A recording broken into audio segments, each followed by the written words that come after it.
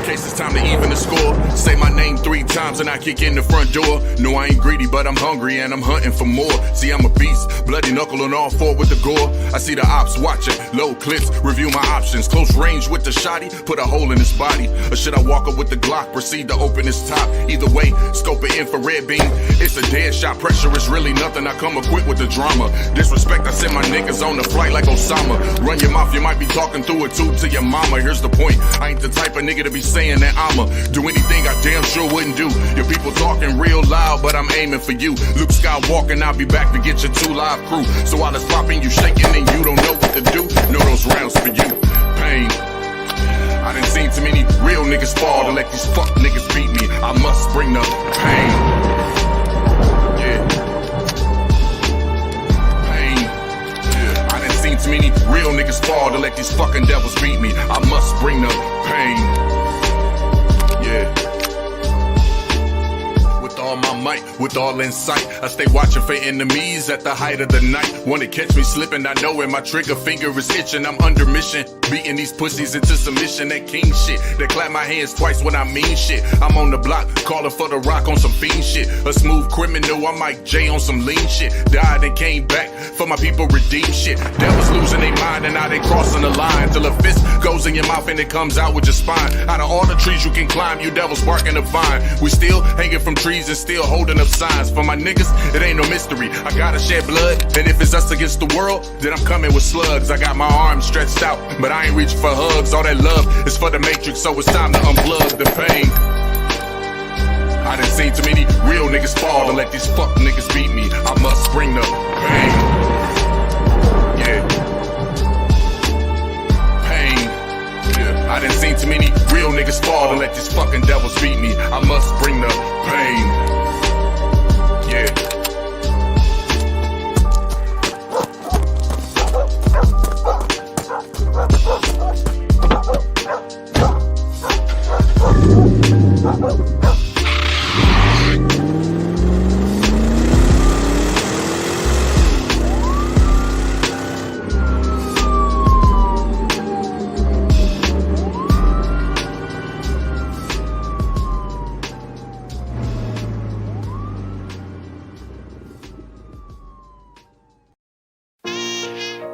All jokes aside, you know how niggas be like,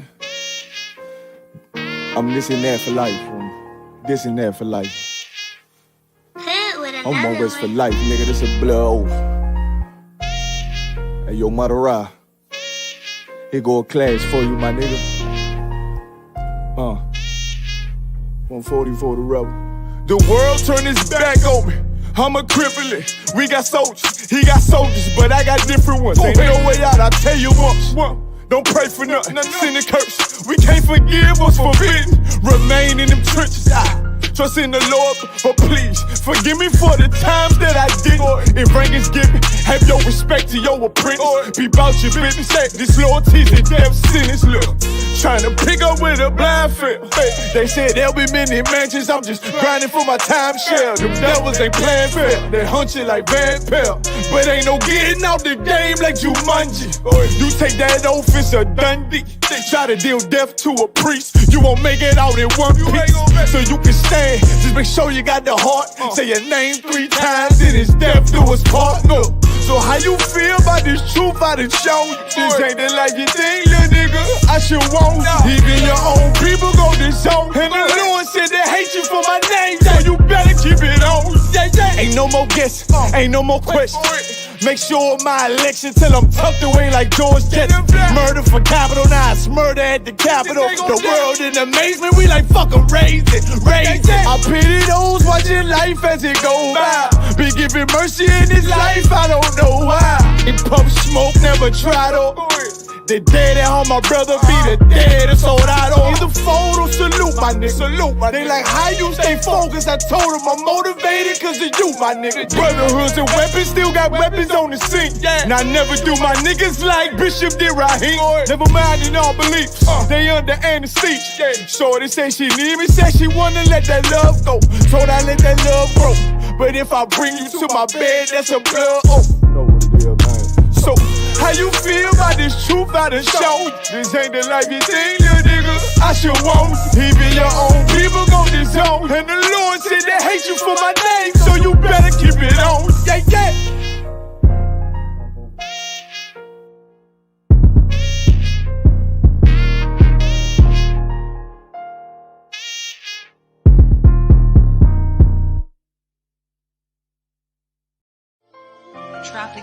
Dear Lord, I hope you hear my prayers. Because we really, really need you down here. From all the pain that we going through, we know that you real, so can you fall through? Father, have mercy when we call on you.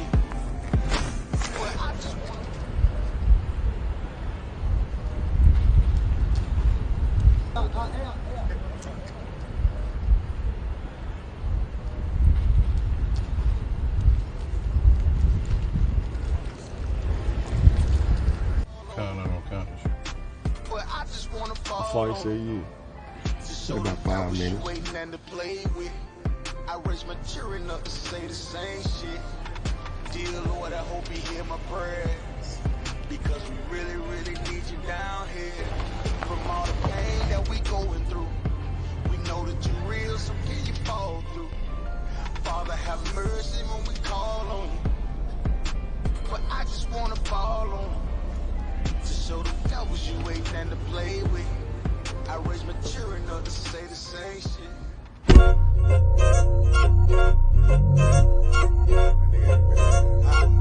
Yeah. Go ahead. Come on, West. Go ahead. Go ahead. Go ahead. Look, I keep it low to the T. UBK play for keeps. Ain't shit sweet, got soldiers on deck, and my youngin' did a sweep. This a whole nother way. Tell him get the fuck off the beach. I'm in the field with the cleats. He ain't one of us here breach. Nigga, come through all black gully jack, man. All them niggas gon' retreat. Come through all black gully jack, man. All them niggas gon' retreat. I'm in the field with the cleats. He ain't one of us here breach.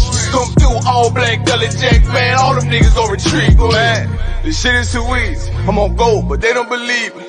You know I'm winning with the team. Screaming Vinny, Vinny, Vinny, VG. Hear them devils screaming out bloody murder. I'm about to close the curtain. Mama grind, bitch, and work. Sorry, all them lies, it ain't working. Them niggas weak, they be church. I'm a West nigga, that's for certain. If he cross the line, I'ma back up and I'ma hit his ass with this virus. And I come through 300 strong, 144 Leonidas. All my niggas we eat.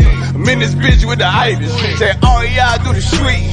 Tell y'all to do the sweet. If a nigga made the wrong move, he make his ass obsolete. He ain't one of us hit the lead. He ain't one of us here preach. Come through all black gully jack, man. All them niggas go retreat. Go ahead. Look, I keep it low to the T. UBK play for keeps. Ain't shit sweet, got soldiers on deck, and my youngin' did a sweep. This a whole nother wave. Tell him get the fuck off the beach. I'm in the field with the cleats. He ain't one of us here breach. Nigga, come through all black gully jack, man. All them niggas gon' retreat. Come through all black gully jack, man. All them niggas gon' retreat. I'm in the field with the cleats. He ain't one of us here breach. Come through all black gully jack, man. All them niggas gon' retreat. You see this look that's on my face, bitch? I'm for real with it. I hit the streets, put on my cleats, was in the field with it. You soft as cotton, just an actor, Uncle Phil with it. And then my target's on the move, bitch, I can still hit it. Hey, I speak true cause it's necessary. Gullah Jack revolutionary. Cold on them like January. Commander General is a visionary. Soul food, no sweets. Your preacher man, he's sweet. Matter of fact, he weak. It's wartime, fuck peace. Think you hard, nigga, you ain't. Fuck with us, nigga, you can't. You smart cars, we takes. We form up in ranks. We body bag this rap shit. All black, no bright shit. Real life, no cap, bitch. Fall on them, that's cap shit. I keep it low to the T. UBK play for keeps. Ain't shit sweet, got soldiers on deck, and my youngin' did a sweep. This a whole nother wave. Tell him get the fuck off the beach. I'm in the field with the cleats. He ain't one of us here breach. Nigga, come through all black gully jack, man. All them niggas gon' retreat. Come through all black gully jack, man. All them niggas gon' retreat. I'm in the field with the cleats. He ain't one of us here breach. Come through all black gully jack, man. All them niggas gon' retreat. Go ahead.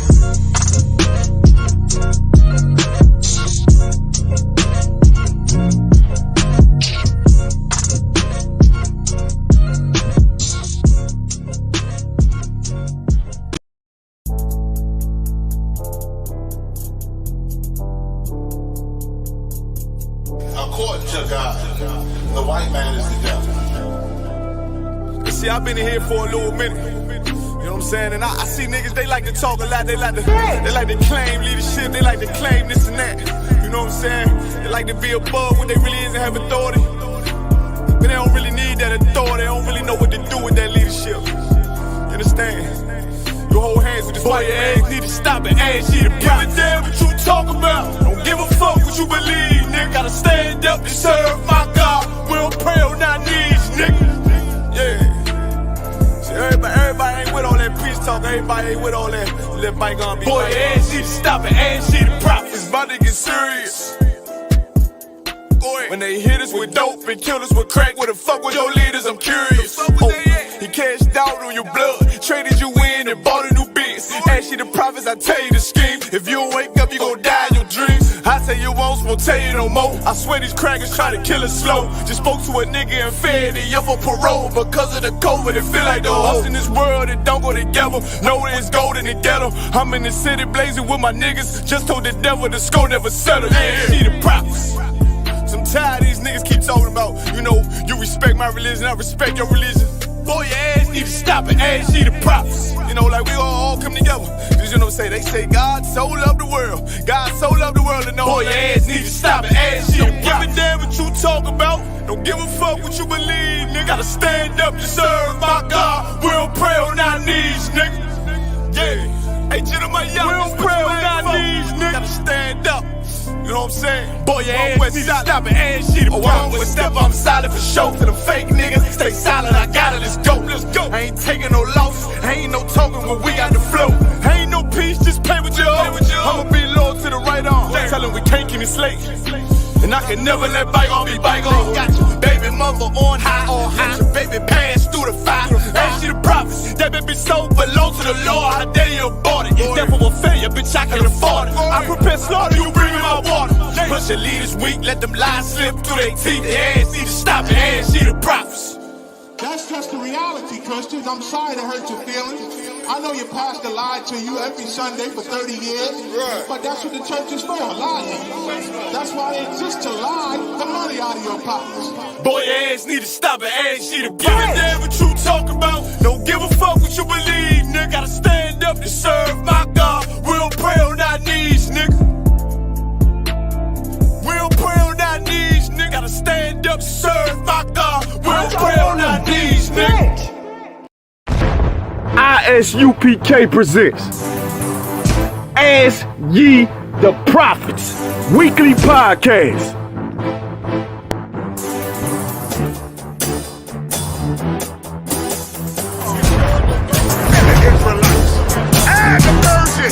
Every race in the movie. We are not the trust. We are not the trust. We are trusted, and we are not the trust. Send in your questions to AskYeTheProphets@gmail.com or Ask Ye the Prophets on Facebook. And your questions will be answered live every Wednesday, 11 a.m. Eastern Standard Time. Shalom. He's speaking of his own.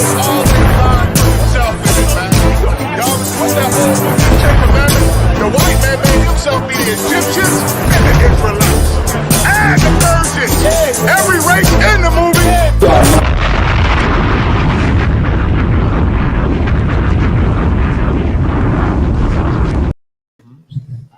Good. Most High in Christ, Most High in Christ. Shalom Israel, Akim and Akwafium. Welcome to another episode of Ask Ye the Prophets. If I sound good and strong, send up some ones just to make sure we good to go. If you can hear me good, send up some ones. If not, send up some twos. We about to get it in. I am your brother, your priest and General Mayaka Allah. This is my main man, Priest and Officer Yediah. We about to get it in. Priest and Officer Ibad will be here shortly, and we're going to rock it out. You know what I'm saying? Get that first email I sent you, Yediah. Horrible email, man. Like more, again, another incident where, you know, American police brutalize us, man, and terrorize us. And we got a lot of nice questions this week, man. I'm going to go into them. The water for the brothers and sisters sending in your questions. Once again, don't be shy. Send in your questions. Send in your thoughts. You want to understand something about life, about death, about what finances, business, whatever, the rap scene, whatever. You want to you thinking of some situation you like the best way to resolve it, you understand, send your questions in askyetheprophets@gmail.com or DM us at askyetheprophets on Facebook. So or you could drop a question in the comments during the show, but unfortunately we won't get to it till the following show, Lord willing. You understand? So this first and we should have the video on there too. You die. This first story, man, is again about the warfare that America has waged on blacks and Hispanics, man. The warfare and the terrorism that we exposed to every day. But again, our oppressor can't seem to understand why we so upset, why we react so horrible to certain situations. Why don't we want to comply with the police? Because we know this could, they're going to humiliate us. They're going to terrorize and humiliate us and try to belittle us. So we don't even want to be a part of it, man. I wish I'd have got that video. Somebody showed a video how some young cat was just shooting ball by himself in the parking lot, on the court or something. And the police, he saw something, like in the video, he sees something, he noticed something. So he stepped behind this Jeep that he next to, like out of view. And a little police cruiser drive by. You know what I'm saying? As it's driving by, he just stand out of view.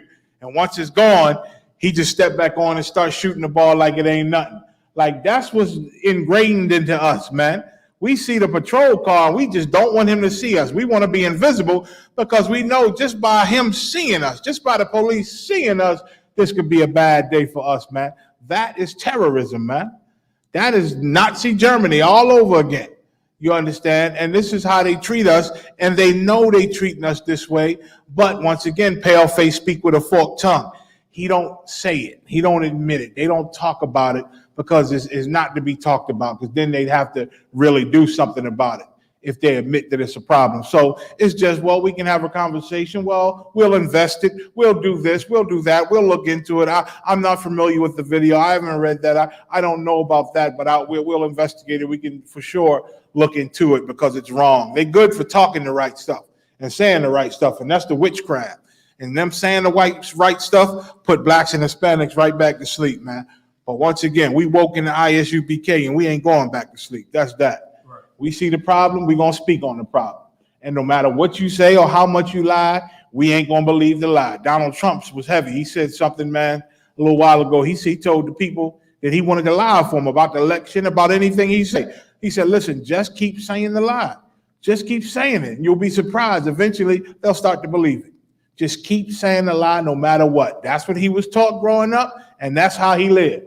He just keep telling the lie. Everybody know he's lying. Everybody go crazy at first. Everybody go, oh my God, how can he just lie on national TV? What's wrong? He just lied to everybody's face. He just keeps saying it. Nope, the sky is purple. No, it's red now. It's red. On Tuesdays it's red, I'm telling you. But it's blue, Donald Trump. Look up at it. I'm looking at it, and it's red. And all he got to do is keep saying it, and guess what? He'll have a group of followers, a group of red sky followers after a while. He know that. That's the witchcraft, and that's the brains of Americans. Americans are just dumb. They just, they just not very smart and wise. You understand? And you don't know that until you're in the ISUPK. Right. When you're in the ISUPK for a while and you start to study and become wise with the Spirit of the Lord, you see that this is a dumb country, man. Dumb country. I heard Edomites yesterday all over the news talking about they don't want to take the vaccine because in the movie I Am Legend, the vaccine turned everybody into zombies. So we ain't trying to go there. We ain't taking it because of that. And the producer of I Am Legend had to get on and say, it was just a movie. You understand? And in the movie, they don't even pay attention. In the movie, it wasn't a vaccine that turned them into zombies. They said it was some type of cure for cancer that they created. They took the measles virus and manipulated it, man-made measles virus, and put that into people to cure cancer, but it turned them into the goddamn zombies. So one, it wasn't a vaccine that turned them into zombies, and two, there's no such thing as zombies. It's a movie. It's a movie. How in the hell you got people that's alive with pumping hearts and blood flowing that, got ailments and can't walk and knees hurt and barely can walk? You mean to tell me after you die and the heart stops and the blood thickens and your body turns into a corpse hard as hell, you mean you come back and be healthy and fast and with strong jaws and biting the hell through clothes and all that. The whole zombie theory is idiocracy, man. You stronger when you're dead, I guess. You dead, then you wake up into a zombie. Now you run fast and climb and bite the hell out of skulls and brain, and you're just strong as hell after you're dead. But when you was alive, you was half crippled, couldn't walk a block without the oxygen tank. You understand? It's just a damn movie. But once again, I like it when I hear about these idiot Americans, man. Our oppressor. Let them not take it. Let the Lord hit them with that variant, strong and good, man. Let them knock them all off. Let the Lord decrease this oppressor's population, man, like he did in Egypt many, many years ago. I welcome their ignorance. I welcome their stupidity, man. You understand? It's just our people. We got to be very careful out here. When the Lord sends plagues, we don't want to get caught up in it, man. Let us huddle together and do what it takes to avoid the plagues. First, you got to get on the Lord's side, which you better come on in here in the ISUPK. Right. That's the most important thing. And then just do whatever it takes, man. The Lord created the surgeon and the doctor, for our health. He created medicine for our health, man. The Most High created that.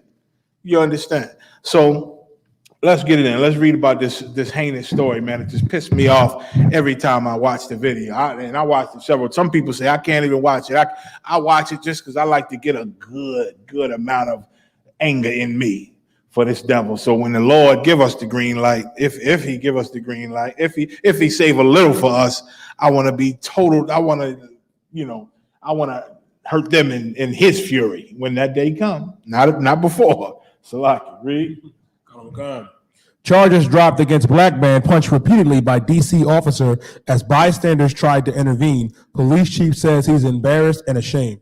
So now this brother gets beat up by this cop, by a couple of cops, right? Of course, he's a brother, and they're our oppressor. There's always the oppressor, damn near. Every now and then you get an Israelite trying to impress the oppressor, and he harms us too. But most of the times, it's these oppressors, man. They got the brother pinned, they got him against the gate, and they just start wailing on this brother, man, wailing on him.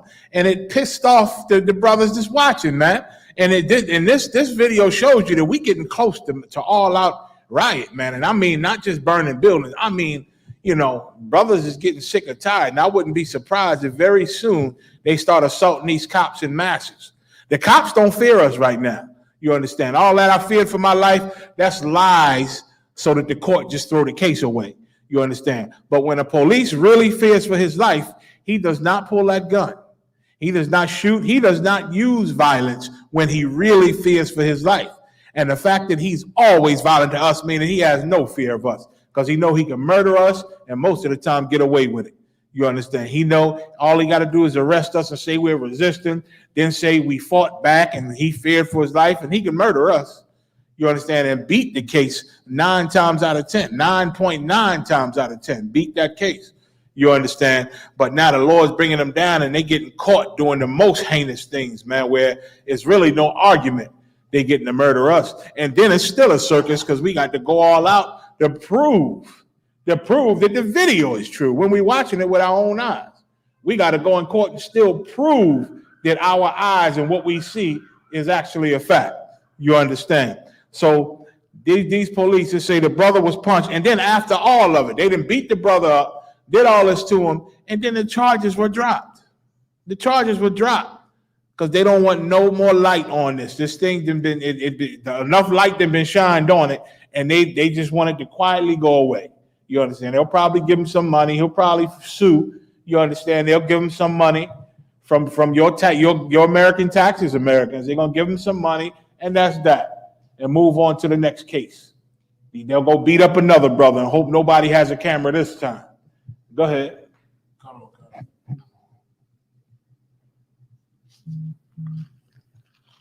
So we're gonna play the video.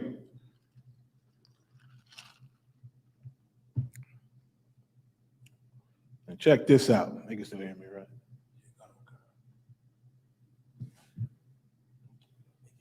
Okay. Check, look at that. Look at that. He punching the brother, man. Punching the brother. They already got his arms. They got him pinned. They just want they want him to just limp his body, to go totally limp. And if he ain't totally limp and submissive, the beast will try to destroy you. Look at him. Trying to uppercut him, just trying to wail on him, man. And the brothers is getting pissed off, man. They getting pissed off. Like, why are you doing that, man? What's going on? We getting tired of witnessing this time and time again. Time and time again, we getting tired of it, man. And check out how they reacted, man. They sick of this, man. And the police trying to guard them. Bow! Hit them with something. Hit them with a chair or something. Look, they throw the trash can at them. They sick of it, man. They tired of it. And it's going to get worse, man. It's going to get to a point where it's going to be enough of us where it's going to be an all-out assault on these police. It ain't going to be assault. It's going to be self-defense from them assaulting us. Like, we're going to start defending ourselves, man. You understand? We're going to start defending ourselves. And it's just natural. We will hope that the brothers come in the ISUPK and learn how to deal with these police, man, and learn how to make them docile in these situations. But they don't know no better, man. Police try to emasculate them all the time, man. So they try to, come on, man, don't be squeezing. One cop was all up in the brothers behind and in privates, man. All up in his penis, feeling them. And he said, come on, man, you grabbing my dick, man. Excuse my French. He said, you grabbing my private, man. What are you doing? He said, I ain't got nothing in there. What you trying to do, man? Come on, you violating me. He got him cuffed and want to now fill on his testicles and on his penis, man, and rub all on him and think we supposed to accept that from these devils. I think the brother at the door at the water. I think we supposed to accept that from these devils, man. You understand? It's ridiculous, and we getting sick of it. We getting sick of it. Look at it, man. Look at it again. He punching the brother, hit him again. Look, his partner gonna start hitting him after a minute. He punching him, still swinging on. Partner hitting him. He's still swinging on. Look, he turned around to get a better angle. Brother trying to hide his face, man, so he don't get beat up. The cop go around to the side and start uppercutting him, man. That's how they treat us. You understand? And then the other cop, when the brothers come up, hey, what's going on? Try to come up on him, like, stop. Then they try to block it. That's their tactic. They was caught out, with only a few officers right here. They ended up calling up for backup, of course. But they ain't used to, being outnumbered like this. You understand? But still not afraid, because this is the people they can murder. They can pull out them guns quick. And at one point, you're going to see them pull out the gun. Shalom, Lord be with you. You understand? Now he mad. Now he go try to chase one up. You understand? He kicked the can at him. Now he let go. Now he mad. So the brother's back up in the street. He got his gun out in the street. They're going to show it. They're going to show him putting it back. Because now he want to kill somebody now. And call it self-defense. You threw a trash can at a cop, he can murder you. He can murder you and won't be found guilty of nothing. It'd be justified. Look, he got the gun out, now he putting it back because he want to kill somebody now. First he beat the brother up. We want to beat him half to death. Now his brothers are mad. The neighbors are mad, telling them to stop abusing them, stop terrorizing us. And now he want to pull his gun out on them. It's ridiculous, man. So I just want to show that just to show y'all this stuff don't stop. This is Joe Biden's turn. This is on his watch. This is on Kamala Harris's watch, man. It don't stop. It ain't stop on your president Barack Obama's watch. It didn't stop. It just went on. Let me get one scripture about this, if you don't mind. It's like Jeremiah 30:16. Then we're getting to the question. Like, it's ridiculous, man. And I hate to see my brothers keep on going through this, man. But again, we done been on these streets since 1969. The word of the Lord went out everywhere, man. Everybody heard a piece of what we teaching about. And if you haven't, the Lord don't want you to get it. Not yet. You understand? So a lot of people that suffer through these things, man, they should be in this class. They heard us before and probably flagged us. Said, them guys crazy, man. Man, I ain't standing out here in no boots, man, hollering at people. Because that's all they think we doing is hollering. Because they ain't used to seeing the masculinity. They ain't used to seeing black men raise their voice and make a good point. It feel like hollering to them. Because in their families, all they used to is Big Mama raising her voice all the goddamn time. Or their aunt. Or some woman in the family, some Christian woman, she the big mouth of the family. You understand? They ain't used to the men having a voice, especially not a loud voice. Then walk past us, it feels so different. It feel like we trying to punk them. Because they so used to a woman talking hard to them and not a man. So they walk past us and hear men talking hard and they feel like we punking them. They ain't got the spirit of the Lord in them, and they so used to this Christian atmosphere and a Christian life and a Christian family. You understand? So they be like, man, y'all out here hollering all the time. Be quiet. Nobody listening to that. They don't want to listen because they feel like they being punked. But if it was Big Mama up there with that big old hat and flowers, yeah, baby, you better come to the Lord. Stop all this evil, baby. That they understand. And they heard that all their life. You understand? Read Jeremiah 30:16. Go. This is the book of Jeremiah, chapter 30 and verse 16. Therefore, all they that devour thee. These policemen, they've been devouring us, and nobody's stopping them. Nobody's stopping them. No matter what politician we beg, no matter what religious leader we beg, nobody's stopping these police from devouring us. Go ahead.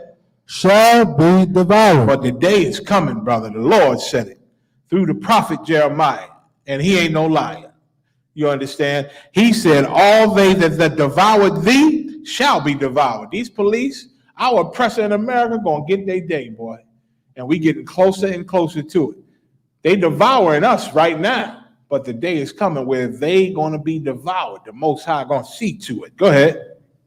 And all thine adversaries. And all of our adversaries, which means an adversary is somebody that's against you, your enemy, your opposition. And the police are for sure our opposition. They're our enemies, man. They're our adversaries. They take our life without a second thought, man. Young, old, just like Deuteronomy said. They don't give a damn. They don't give a damn.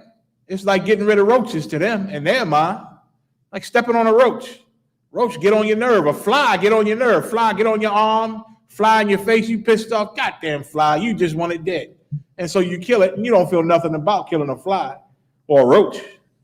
You understand? That's how they look at blacks and Hispanics, man. They look at us the same way because their fathers then taught them that they are the greatest, that nothing should stop them, and that we are nothing, and that we are less than human, man. That's what they've been taught. That's what they see every day on the TV. Those are the images they put out on the news and on the media. And so that's what they believe. You understand that they're the supreme race. And we are nothing but cattle. You understand? And servants. And if we get out of line, we should have our teeth knocked out. That's what they believe. You understand? Well, the Lord said our adversaries, what? Every one of them. Every one of them. Go ahead. Shall go into captivity. They got a day coming where they going to be the servant. They going to be the ones with no power, and we will be the ones with all the power, man. They are going to go into captivity, man. Captivity is slavery. Captivity is a state where you answer to someone, where you answer to people. You got a people that's above you. That's your master, in other words, that's in charge of you. Right now, they're in charge of us. They got all the power, and we have no power to fight them. You understand? The only power we got is these words of the Lord. That's the power, and that's all we need right now. We gathering the Lord's army. We gathering our people to the Most High, and that's all we need to do right now. Right now. And then when the Lord come and do what he promised he was going to do and get rid of these people, when the smoke clear, our army going to be ready to go, man. The new government going to be ready to rock. He said every one of them shall go into captivity. So it ain't going to be no free Edomites, no free white people, no free oppressors, not in our kingdom. Not in our kingdom. Every one of them shall go into captivity. Go ahead. And they that spoil thee shall be a spoil. And they going to be a spoil. Why? Why is it right that they be a spoil? Because they've been spoiling us, man, over 400 years. Been spoiling us and still spoiling us till this day. Right. Go ahead. And all that prey upon thee. And all that prey upon us, because that's damn sure what they do. They hunt us, like Lamentation said, and we are the prey. We are the prey. Our young black boys and young black girls, they start preying on them when they babies, man. Remember the police had all them young kids sitting on the ground and handcuffed, man. Brother came up with a camera and said, "What are you doing? These are babies, officer." And one of them was a black cop. And he can't do nothing. He's standing there big as hell. He said, "Can you take the cuffs off of them? These are babies." What are you doing? He said, wait till we do the investigation. You just wait till we'll take him off soon. We'll take him off soon. Because why? This is who he works for. Just because he's one of us, he worked for the beast. He can't just change the rules of the beast. He got to sit these Israelite babies down on the ground because this is what the police force does. This is their protocol. Cuff us and sit us on the ground. It ain't the same protocol with white kids. But with us, they put us all over the ground, put our grandmamas on the ground. That's the first thing they do till they see what's going on. Ask questions later. But first, we getting put on the ground and handcuffed and embarrassed and humiliated. That's first and foremost. You understand? They prey upon us. And the Lord said, all that prey upon us, go ahead, will I give for a prey. They going to be the prey soon. That's the beauty of being in the truth. That's the beauty of teaching the words of the Lord, being in the ISUPK, that we totally see clearly how we got into this predicament, and we see clearly how to get out of this predicament, man. And our out is coming, man. Our out is coming. The Lord about to unlock the door, and we're about to come out the room and get off punishment, finally. Finally. And guess who's going in the room after that? You right. These same people that murder and oppress us, man. These same people that terrorize and abuse us. They going in the room now and going to be there forever. Forever. We might give them a lamp. We might give them a little light. You understand? We might give them a little better food than they gave us. Slide it under the doors. Who knows? Sometimes at least, maybe. You understand? But their time is coming. They are about to be the prey. You understand? So I'm going to get into these questions now. Try to run through them. Got quite a few of them. Go ahead. So once again, I know we see these things with these police, and it ain't going to stop. It's going to happen more and more, and we're going to continue to talk about it. Just like we always talking about the white man since 1969, everything we said, the world is starting to see it finally. It's about damn time, but they starting to see everything we said come to fruition, man. They seeing it. So we got to keep talking about these police. I know some Israelites, they say, I don't even want to talk about it no more. I don't even want to see it. They're doing it so much. I don't want to see it no more. Well, we got to talk about it. We are the watchers. You understand? And we got to keep talking about it until the Lord changes it, man. And we beg and pray for him every day to change it and destroy these people that hurt us. You understand? First question. Brother said, I was told that pictures and video are against the law because it is an image. And this is an old question too.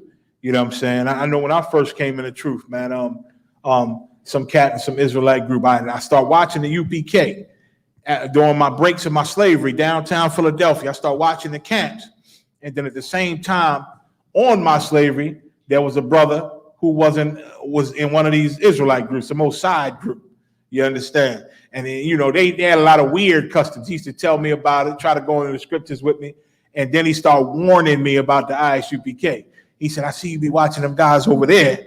He said, but you don't want to get caught up in them. Scriptures say, make no image before thee. You understand? And they be videotaping when they speaking. They take pictures, you know, and they got driver's license. See, my driver's license ain't even got no picture. And I knew the Moorish Americans did that.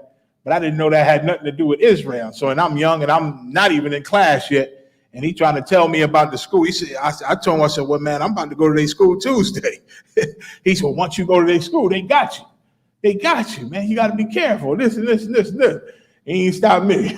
You know what I'm saying? I got to know. I hear what you saying, but now I'm going to hear what they say.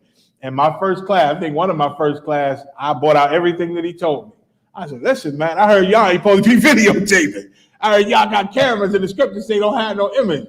And they went all the way into it, you know what I'm saying, and cleared me all up good. And that's the water that commanded to the Yohana.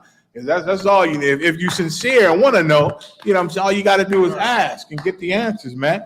You ain't got to be afraid. Don't let nobody make you afraid. You understand? So the brother wanted to know, he said, I was told pictures and videos are against the law because it is an image. All right, let's go to Exodus 20:4. Let's go there first.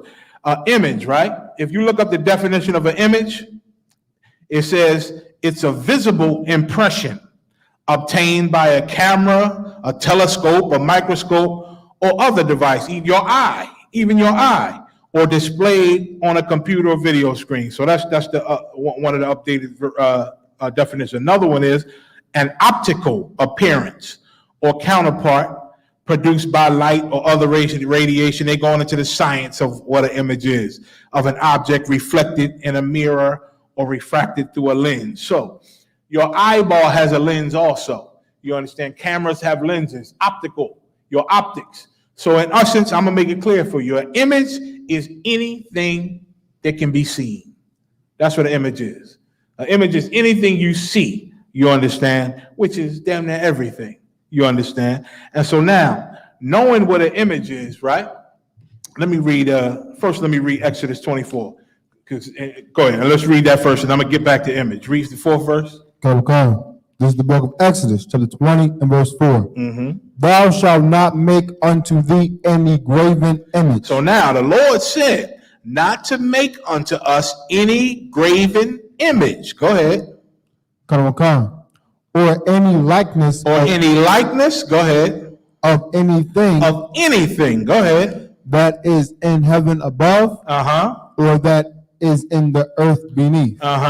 Or that is in the water under the earth. Now, so that's what the Lord said. We need to make us any graven image or any likeness of anything from anywhere, heaven, in the earth, under the sea. Now, Moses, the Lord, he wrote the law on some tablets, right, with his finger. So those letters that he wrote on that tablet, those are images. Those can be seen. You understand? We had a written law after Moses. Those are images.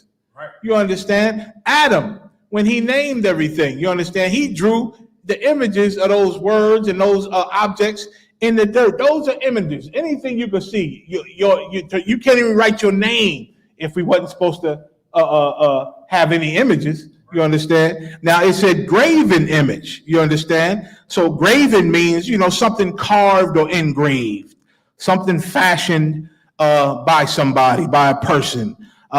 Something man-made, something that you make, in other words. That's what graven is. Something that a man makes, man or woman, people make. That's something that's graven. You know what I mean? Something's engraved or carved or cut out. That's graven. So now, the Lord said, don't make any graven image. So now, are we wrong to make pots and pans and to build chairs and to build houses and all that? Because we make them with our hands, and you can see them. Those are images. And they're graven images, right? They're created by man. We write things in them. You understand? We get jewelry and engrave names in them or art inside of them. You understand? Read the 5th verse to clear it up. So the first one, the Lord said, don't make any graven image or any likeness of anything anywhere. Read 5. Verse 5. Thou shalt not bow down thyself to them. This is the key. That's just a part of it in the 4th verse. The Lord's law tells us not to make anything that we see. Anything in the heaven, in the earth, under the earth. Don't make these things. And what? Thou shalt not bow down thyself to them. Go ahead. Nor serve them. That's the point. You ain't to make nothing and worship it. You are not to worship anything but the Most High. That's why one of his first laws is have no other gods before me. Right. Anything you worship outside of the Most High is an idol. You understand? You aren't to worship any images, any graven images, things that are made by man. That's why the Lord got so many examples in the Bible, like Bel and the dragon. You understand? Where the heathens were worshiping these things, but these things were made by them. They made these dragons. They made these things. Man made them. You understand? And man started to worship them like they were God, like they had power. And that's the point the Lord is saying, don't worship nothing but me, because nothing else has power. Nothing else is alive. I'm alive and I'm real. You understand? I can hurt you. I can bless you. You understand? I can kill you, and I can make you. I'm create. You're born because of me. You understand? I give life and death. You understand? I give blessings. I give punishments.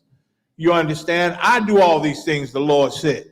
So He's the living God, and to worship anything other than Him is to worship a graven image, man. I know our people. We worship the statues. worship him and do the whole our Father, Son, Holy Spirit to a piece of wood, a cross. We worship a rock, a stone in Islam. We worship all type of things, man. The dolls, we feed, put food on, put an apple and food on the doll baby's hands and call it Santeria.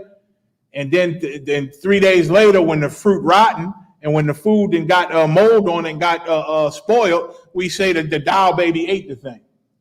You understand? Those are graven images. You understand? And that's what we're not to do. We're not to worship any image, anything before the Lord. You understand? And our people worship a hell of a lot. I met some sister one time worship the river god. I was a young officer, man, at my slavery. And she started talking about this book. And I said, what the hell is the book about? She started sounding weird. I said, what is that about? Oh, you read it. You should get it and read it. It's talk about the river god. And this, I said, the river god, sis. I said, you worship a river? There's a God in charge, this. They bless you in the river? He just in the river. You know what I'm saying? What? I said, sis, she should come out of that nonsense. She said, for real? Her eyes start looking crazy. She's like, for real, for real. I said, sis, the Lord is not, the Most High is the only God. You know what I'm saying? I'm young in the truth, but I'm trying to drop it on her.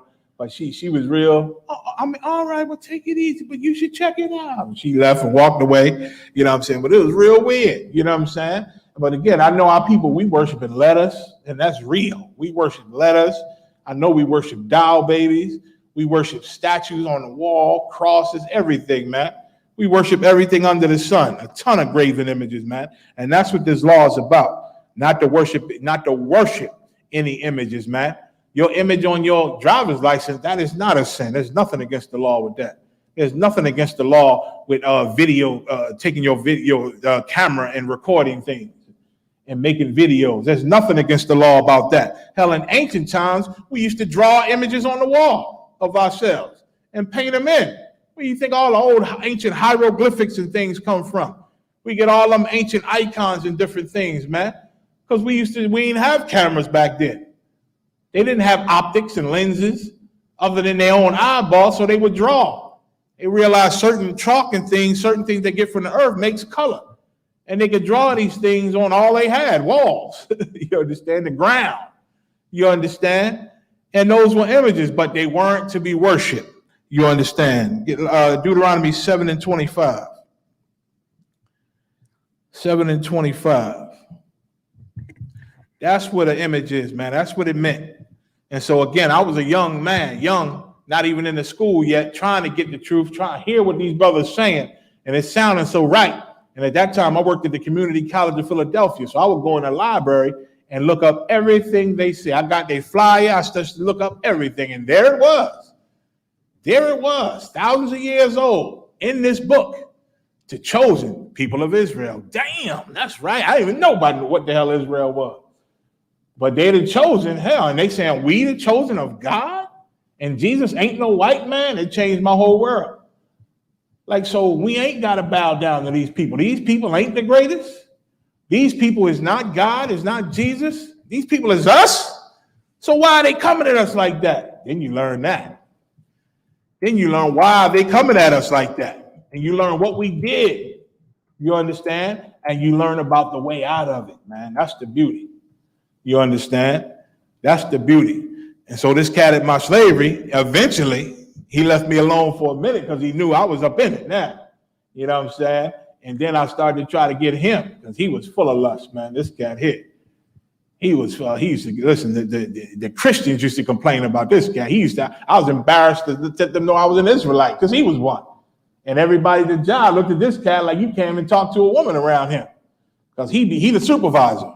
But he see you talking to a woman in the slavery, they say he'd be up on it, all in your business and getting up in it. Yeah, I mean, because what Israel call it, cock block. I call it something else. Though. I forget what y'all call it. Cock blocking, man. You know what I'm saying? That's what this cat was. And I was embarrassed that he was an Israelite. And I used to have to tell him, yeah, he ain't supposed to be doing that. That ain't what we do. You know what I'm saying? I start schooling. I start letting them know, don't go by him. He's off. He used to teach some other Edomite supervisor. Had him coming to me.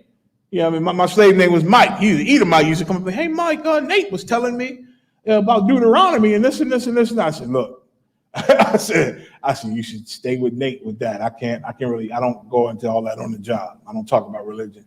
like that. He said, I understand. And I think the brother actually told the Edomite after a while that I don't teach white people. You know what I'm saying? But it was fine. It was fine. We got about our business and we was about business. You understand? But you know what I'm saying? These other groups have always been off, man.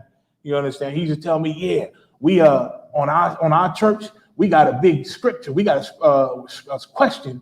And if anybody can answer that, they get $4,000. I forget the exact amount. It was some more thousands of dollars. If anybody can answer this question that this group got on their church. You understand? He said, nobody's been able to answer it. I wish for the life of me I remember the answer. But it was so stupid, though. Whatever it was so dumb and stupid. You know what I'm saying? Ain't make no sense. But, that's what's going on, in the world. And this is where you learn this type of stuff from. Like, you can't have photo IDs and all that. You can't use video cameras or take pictures. All that is against God. None of that is a sin. But worshiping, if you took a picture and start worshiping it and cutting your finger and dripping blood on it and think you sacrificing to the damn picture, you understand, licking the picture and doing all type of nastiness to the picture, you understand, which I heard some people out there do. I know in the truth, it was some point, somebody was asking for all of our pictures. You understand? We said, hell no, get them our pictures. Who knows what they're going to do with our pictures? They're going to get it. This is before the Facebook and all that got popular and famous. You know what I'm saying? He was like, well, what the hell they want with our pictures? I don't know. Hey, man, let's leave that alone. You understand? So that's what worshiping an image, worshiping anything other than the Most High, that is the sin. But just an image and having an image is not a sin, because an image is any goddamn thing. If I make a chair, I can see it. It's an image. The Hebrew alphabet is an image. Hell, the English alphabet is an image. You know what I'm saying? Numbers are images. All these things we got here are images. You know what I'm saying? And they made by men's hands. Read. This is the book of Deuteronomy, chapter 7 and verse 25. The graven images of their gods. See, their images are gods to them. They worship them. Go ahead. Shall ye burn with fire. And the Lord wanted their images burnt. Why? Because they worship them. Read. Thou shalt not desire the silver or gold that is on them. And just because you got precious stones all over this statue, it don't make it a god. Go ahead. Nor take it unto thee. Go ahead. Lest thou be snared therein. Lest thou be snared therein. Lest you be snared. Go ahead. For it is an abomination. It is a what? An abomination. It is an abomination. Go ahead. To the Lord thy God. To worship anything but the Most High is abomination. Give me Deuteronomy 4 and 27. To worship anything but him is abomination, man. And that's what the image is. It's a graven image that is worshipped. That is worshipped. You understand? You can't get away with images unless everybody gonna be blind. You understand? Unless we all gonna be blind. Then there's no more images now. Guess what? You still got images in your head. You close your eyes, you have all type of images in your brain. Why? Because we got a spirit, and you can't shut the spirit down. If your eyes is closed, the spirit will start thinking of things and images, man. But once again, we not allowed to worship no image, man. None of them. 4 and 27. You gonna say something? Yeah, if I could. Come. What you bringing out, General, was just so heavy. You know what I mean? The first thing that came to mind, is in Job 9 and 24, when it says the earth is given into the hand of the wicked, and he covereth the faces of the judges thereof. God. Now, why would the oppressor cover the faces of the judges? And if I could, sir, if I could show everybody a visual. Go ahead. Share my screen. Salaki. Y'all better hear this, priest. Now, these images are from the Russian icons. Now, when it says in Job 9 and 24, he covered the faces of the judges thereof. This is why they did that, because they didn't want us to know, that the priests and prophets were Black, Hispanic, and First Nation men. Okay. But if we going by, the fake Israelites saying, oh, you can't have no images, then these images will be wrong. Right. Like you brought out earlier, General, about our people, making sure that we were able to show that the priests and prophets were Black and Hispanic and First Nation men. Okay. So if that's the case, they must have been wrong for putting these images up there, and the oppressor was justified. Right. And if the Lord say they cover the faces of the judges, where do we get the faces from? Mm-hmm. You know what I'm saying? Obviously, we had to have the faces in the first place. And the Lord ain't say having the faces of the judges an abomination and this and that. No, he just said the wicked is going to cover the faces of the judges, meaning we had the faces of the judges from our history. We kept records. And those images was part of our records, man. Right. But we damn sure ain't go to that wall and start worshiping the images of the prophets. Right. We knew the Most High is the only God. Hear, O Israel, the Lord our God, the Lord is one. Shema Yasha Allah, Yahweh Allahayana, Yahweh Akkad, man. Right. We always knew we had one God and he's the only one to be worshipped. We knew that. You understand? It's just over time, a lot of us, because we were cut off of our heritage as a punishment, we started to go into everything the heathens go into, man. And now you got the 12 tribes. We are literally worshiping images now. Right. You understand? But now we fight to come back to the Most High, man. And the Lord is pulling us out of that dark place we've been in, that hell, and bringing us into the ISUPK, man. And we leaving all that trash alone and being born again. You understand? For time's sake, I'm gonna keep going. So go ahead, Deuteronomy 4:27. Tawada, good point, you die. Give him a hand. That's a good point. You know what I'm saying? And you can't, once again, you can't cover the faces of the judges unless you have the images first. You understand? So that's a hell of a point. Go ahead, This is the book of Deuteronomy, chapter 4 and verse 27. And the Lord shall scatter you among the nations. Uh-huh. And ye shall be left few in number. Go ahead. Among the heathen. Mm-hmm. Whither the Lord shall lead you. Uh-huh. Verse 28. So as a punishment, we were scattered among these nations, these heathens, man, these other races. Go ahead. And there ye shall serve gods. Uh-huh. The work of men's hands. The work of what? Men's hands. That's a graven image. Men make works. They create things, they build things. We've always had it, man. But we started, the Lord telling us, do not worship them. And he said, once we get among them, we're gonna start to worship them because they worship them. We're gonna serve other gods, the work of men's hands, statues and symbols and different things we see. We're gonna start to worship it. Why? Because we're gonna be among these heathens, and that's their custom. And we're gonna start to pick up their customs, just like we do in America. The hell we celebrating Independence Day for, and we ain't independent. Right. We do it because our slave master does it. What the hell we celebrating Christmas for when Santa Claus ain't never bought our kids nothing? White man never came down the chimney at our house and gave us a damn thing. You understand? But we lie to our kids and we tell them this big white man does this. You understand? Make them love white people more than you. They see you struggling and say, I can't afford that, baby. But every Christmas, they know this white man comes when they sleep and drops all these beautiful gifts off. So they start to love white people more than you. And you taught them that. You understand? We start to worship things that we ain't supposed to worship because the heathens do it. We start to pick up their customs because they do it, man. Read. Wood and stone. Wood and stone. Go ahead. Which neither see. They're not alive like our God, the God of Israel. They don't see, but the Most High, he can see. But your idols and the things you worship, they can't see. They're not alive. Read. Nor hear. They can't hear a damn thing.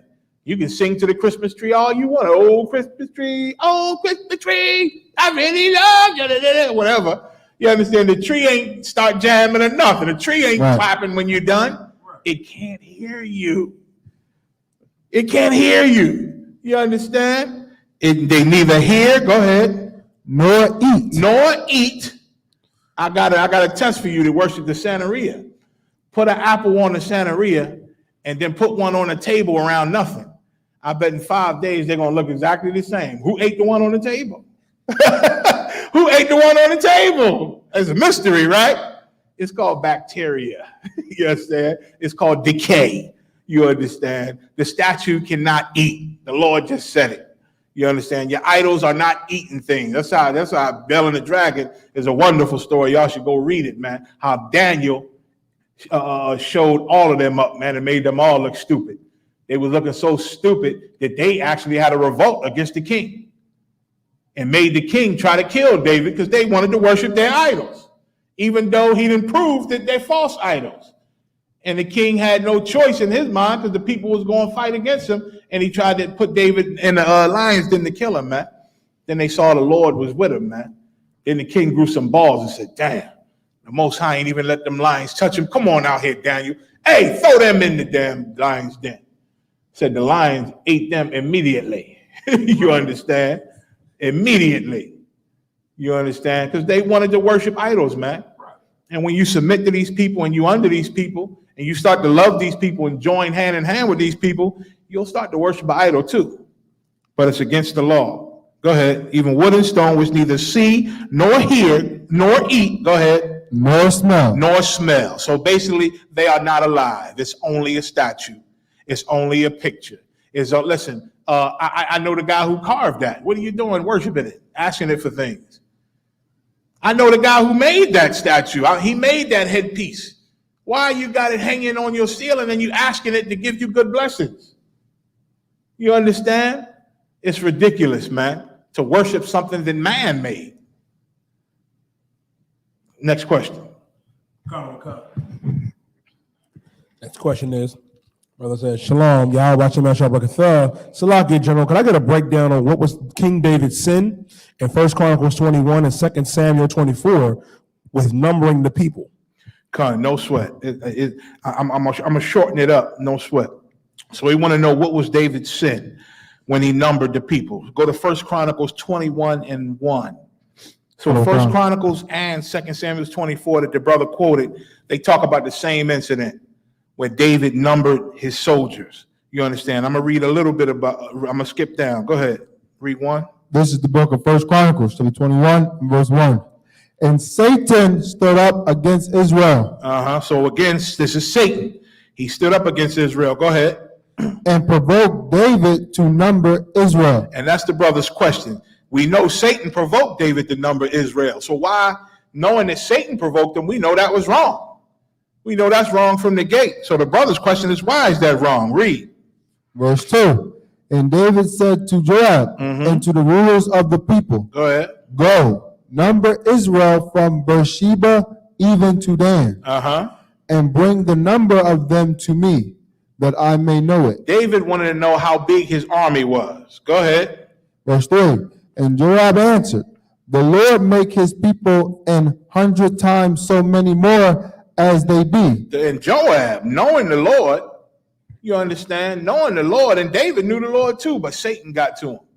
Satan made him have this thought in his head and thought it was real important to number Israel. And Joab tried to tell him. He said, Salaki, he said, he said, the Lord make his people 100 times so many more as they be. Meaning if we got 200 men, the Lord will make us like 1,000. You understand? That's how the Most High worked. And they knew this through scriptures and history, man. They know the power of the Lord. Read. But my lord the king, are they not all my lord's servants? But they are the Lord's servants. Go ahead. Why then doth my lord require this thing? Like, why do we want to know the number of our men when they the Lord's servants? And no matter how many we got, the Lord make us 100 times greater. Go ahead. Why will he be a cause of trespass to Israel? And they knew that was wrong. Joab knew it was wrong. Go ahead. Verse 4. Nevertheless, the king's word prevailed against Joab. The king's word prevailed against Joab, so he had to number them. That was the order. He went to number them. Go down to skip down. Let me see to what verse. Try 10. Come on. Verse 10. Go and tell David, saying, Thus saith the Lord, I offer thee 3. Go up a little. 7. Come on. Verse 7. And God was displeased with this thing. So of course the Most High is pissed off now. Go ahead. Therefore he smote Israel. Verse 8. And David said unto God. Smote Israel? Is that what you said? Smote. He smote Israel. So he started to punish Israel, punish the nation for numbering the army. Go ahead. And David said unto God, I have sinned greatly. And then David thought about what he did, said, oh no, what have I done? Go ahead. Because I have done this thing. But now I beseech thee, do away the iniquity of thy servant, for I have done very foolishly. Verse 9. And the Lord spake unto Gad, David's seer, saying, verse 10, go and tell David, saying, thus saith the Lord, I offer thee 3 things. Go ahead. Choose thee one of them. Go ahead. So the Lord, out of mercy and love for David, he given David 3 things and gonna let David choose his punishment. Go ahead. That I may do it unto thee. Verse 11. So Gad came to David and said unto him, thus saith the Lord, choose thee. Verse 12.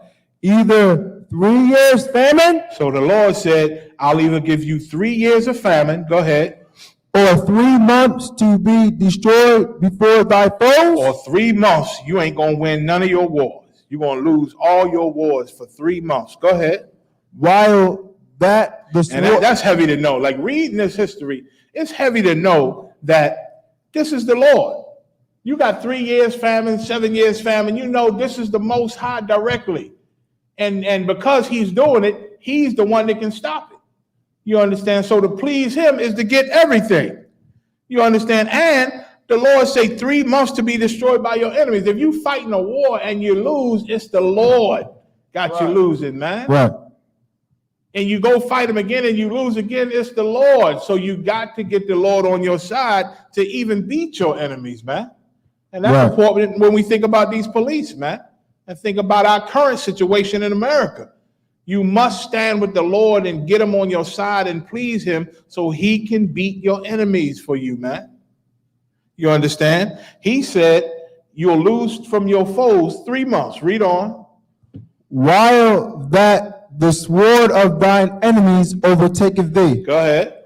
Or else 3 days the sword of the Lord, even the pestilence, and the land, and the angel of the Lord destroying throughout all the coast of Israel. So his other choice was you can have 3 days of pestilence and plague all across the land, disease and COVID-19, the variant. Right. 3 days of pestilence, man, and disease destroying Israel from coast to coast, man. You understand? All across the coast. That was his other choice. Read. Now, therefore, advise thyself what word I shall bring again to him that sent me. Go ahead. Verse 13. And David said unto God, I am in a great strain. I'm in hell now. David told the prophet, I'm in hell, God. I am in utter hell. Go ahead. Let me fall now into the hand of the Lord. He said, I'd rather fall into the hand of the Most High. Go ahead. For very great are his mercies. I'm going to rely on his mercies because I know he's a merciful God. Go ahead. But let me not fall into the hand of man. But let me not decide to fall into the hand of man. I'm not going to choose my enemies destroying me. I'm not going to choose none of that. I'm going to let the Lord decide because the Lord is merciful. Go ahead. And that was wise. Read. Verse 14. So the Lord sent pestilence upon Israel. So the Lord decided pestilence is what I'm going to send. Go ahead.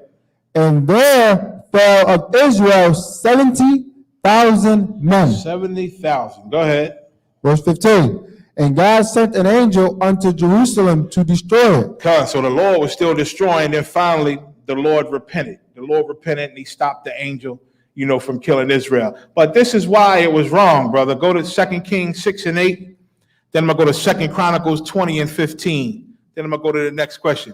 This is the reason why it was wrong. You already, by now, you probably got an idea of what was David's sin. You understand? Joab told him. You understand? Joab said, why you want to do this thing, this trespass, because the Lord, he make Israel even hundreds more than what they really are. Right. That's how the Lord worked. You understand? David should have understood that. You understand? But again, Satan is good. Somehow Satan got to him, got to his thoughts. He probably thought it was his thought. Man, let me see how big our army is. You know what I'm saying? We got war coming up. Let me see how big our army is. You understand? And then I'm going to ask y'all a question after I read this. What was the verse again? Go ahead. It was 2 Kings 6 and 8. No. Yeah, 2 Kings 6 and 8. I'm going to skip around. Let me go to it. This is the book of 2 Kings, chapter 6, and verse 8. Then the king of Syria warred against Israel and took counsel with his servants. So the king of Syria, they started to go to war against us, man. Started to fight us. Go ahead. And asked his servants what? Saying, in such and such a place shall be my camp. So he told his servants, let's camp here. We're going to camp here and we're going to camp here. Go ahead. Verse 9. And why was they camping there? So that they could attack Israel when we went by there. That's why he wanted to camp in certain places, because he wanted to attack us. Go ahead. And the man of God. And the man of God is talking about Elisha. Elisha, the Lord blessed Elisha to be the prophet after Elijah was taken up. So Elisha was a prophet, and right here, he's the man of God is talking about. Go ahead. Sent unto the king of Israel, saying, beware that thou pass not such a place. So Elisha sent servants to the king of Israel and said, don't take the men past this place. Go ahead. For thither the Syrians are come down. Because the Syrians are there laying wait for us. Go ahead. Verse 10. And the king of Israel sent to the place which the man of God told him, and warned him of, and saved himself there not once nor twice. So he saved himself. He didn't go there at all. Go ahead. Verse 11. Therefore the heart of the king of Syria was sore troubled. Now the king of Syria, he upset because he see Israel ain't going to where he was plotting on us at. Go ahead. For this thing. And he called his servants and said unto them, will ye show me which of us is for the king of Israel? Like, who amongst us then sold us out? He asked his servants, the king of Syria. He said, who sold us out? Who's on his side, man? Who warned this king of Israel? Or where we at? Go ahead. Verse 12. And one of his servants said, none, my lord, O king, but Elisha. He said, none of us, Lord. It was Elisha who told him. Go ahead. The prophet that is in Israel. Go ahead. Telleth the king of Israel the words that thou speakest in thy bedchamber. Like the words that the king spoke amongst his men, Elisha knew. Elisha knew, and he warned the king of Israel. And so the servants of the king saying, none of us told, Lord, it was Elisha. He the one told the king of Israel what you told us. Go ahead. Okay. Verse 13. And he said, go and spy where he is, that I may send and fetch him. So he said, he told his servants, go and find Elisha so I can deal with him, so I can go find him and deal with him. Go to 15. Verse 15. And when the servant of the man of God was risen early and gone forth, behold, and hosts compassed the city both with horses. A host is an army. That's why the Most High say he the Lord of hosts, because he the Lord of armies. What army? One under Christ. Christ and them angels is the army that he's the Lord of. The Lord of hosts is his name. A host is an army. So it was a host compassed the city, meaning surrounded the city, both with horses. Go ahead. And chariots. And his servant said unto him, alas. Who's the his? The his is Elisha. Elisha's servant said unto him, go ahead. Alas, my master, how shall we do? He was afraid. He said, alas, master, what the hell are we going to do?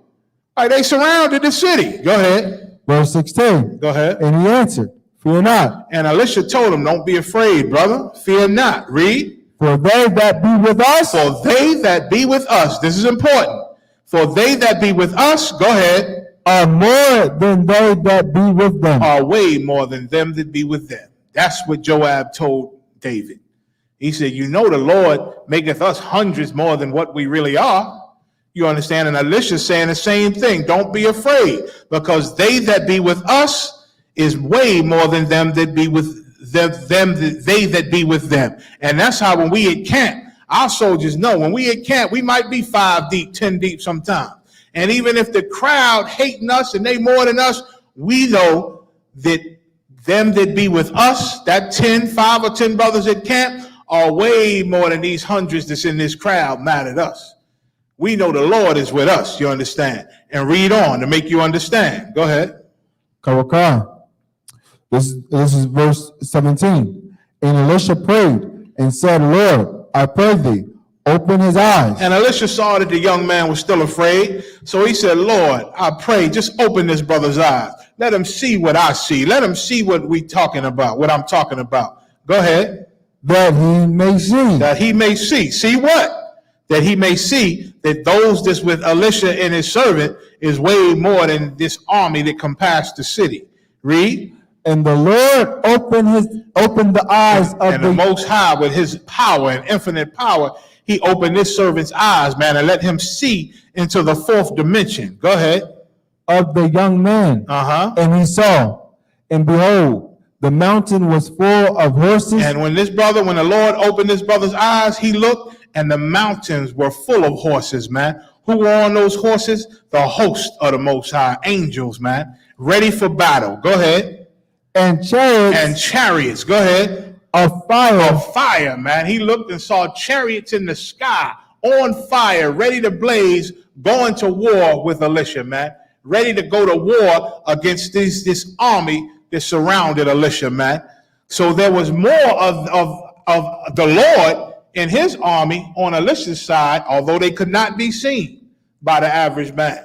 There were more with the Lord they were in this enemy's army, man. And that's always the case. And David should have understood that. And that was his crime, numbering them, because he should know that the Lord got angels and armies right next to us, fighting with us with anything we do. How you think Samson killed all them damn Hamites with the jaw of an ass, man? With the jawbone of an ass. Right. He hitting and whopping, because why? If you could see what happened, if you could see that event and see into the fourth dimension, it was angels fighting with Samson, man.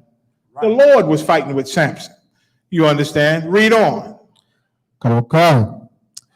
Round about Elisha. So that's it on that. Real quick, go to what else I call 2 Chronicles. 2 Chronicles 20 and 15. So David's crime was not understanding in that moment that the Most High, he don't go by numbers. Don't be counting your numbers thinking you're going to win because of your numbers. Read. This is the book of 2 Chronicles, chapter 20 and verse 15. And he said, that's why in the UPK, we don't get into how many we got. We done been asked that by the media when they interview us, by the FBI, you understand? Well, how many do you have in your organization? General Yohana always tell, we don't know. That ain't important to us. Why? Because Commander General Yohana understand that whatever our number is, them that be with us is way more than whatever our enemies bring. Right. For sure. He knows that and teaches us that. You understand? Read. And he said, hearken ye, all Judah, and ye inhabitants of Jerusalem. And thou king. Which means here. Hearken means here. Go ahead. Jehoshaphat. Thus saith the Lord unto you. This is what the Most High giving a message to Israel. Go ahead. Be not afraid. Be not afraid. Go ahead. Nor dismayed. Nor dismayed. Read. By reason of this great multitude. Because there was an army against us at this time. At the time of King Jehoshaphat. And he said, don't be afraid or dismayed by reason of this great multitude. So what? They soldiers lining up the hills and the valleys. And they got greater numbers than us. Don't be afraid. Read. For the battle is not yours. The battle isn't yours. Go ahead. But God's. But it's the Most High's, man. The battle is his. The Christians take this and make all type of weird songs. You know what I'm saying? They don't know what the hell it means. This is talking about killing. You understand? Right. But they so sweet. They think it's such a beautiful thing to kiss white people. To kiss our oppressors and hug him to death. It's not yours, it's the Lord, baby. You understand? That's how they take the scripture. They make it totally gay. Totally LGBTQT, whatever. You understand? But the scripture is hardcore, man. Right. All these good lines is talking about warfare and killing. So that was David's crime. 1208. Let's go to the next question. The why. So that was David's crime. Go ahead, Yudai. If I could, sir.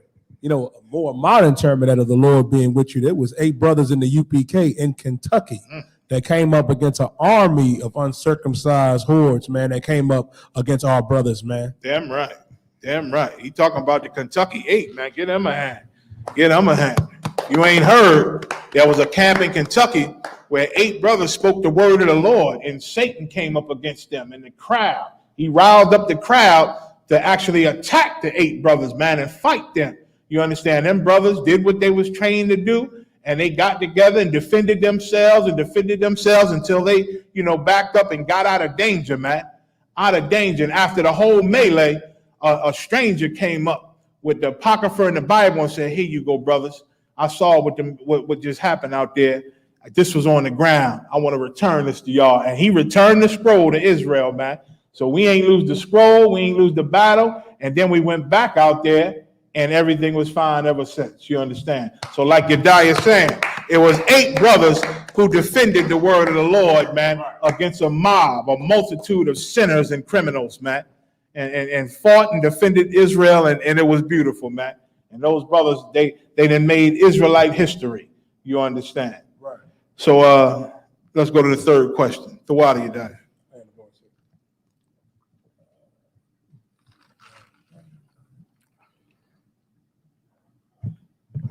Matter of fact, for time's sake, I'll come back to 3. Go to 4. Khan. Is questioning the Most High a sin? No sweat. Is questioning the Most High a sin? Now, this is a good question, excellent question. Now, it depends on how you question the Most High. There's 2 ways you can question the Most High, right? I'm going to go into the first one, then I'm going to go into the second one. First one, give me 1 Corinthians 6:19. The first way is when you ask in the Most High, why does he do things like that? Why did he say this? Why we can't do that? It's not fair that we can't do that. That don't make no sense. How come we can't eat pork? How come we do this? I don't agree with that. They say if you cook pork, you can cook all the worms out of it, and it'll be just as healthy as this and that. They say catfish and shark and dolphin and all them things the Lord said we can't eat out of the waters. They say that's healthy for you, man. That's more healthy than beef and chicken and this and that and this and that. They got a whole bunch of theories on why it should be okay to sin against the Lord. That's one way of questioning him, when people don't agree with what the Lord say. So they question his laws and question what he say to do and how he say to treat certain situations. They question that. You understand? But what they got to understand, the Lord don't give a damn about you questioning him. He owns you. You understand? He owns you. He made you. You didn't make him. It's like your 5-year-old saying, "You know what, Dad? I don't like you anymore. I just want to eat candy for dinner, and that's it. I ain't eating your dinner. I just want candy and Tootsie Rolls. That's it. And I ain't going to eat. You can't make me." You beat him, went upside his head, man. You know what I'm saying? Who the hell, nigga? You came out of my sacks. You understand? I made you. You know what I'm saying? Through the power of the Lord. Right. You my seed. Who the hell you talking to? And you might have to remind them sometime. You understand? Like, I'm Abba. I'm the father. You understand? I'm your daddy, knucklehead. And just like any daddy who loves his son, don't want his son to go out here and get himself killed, he chastises him and correct him. Same way the Lord do us. The Most High does us. He chastises us because he loves us, man.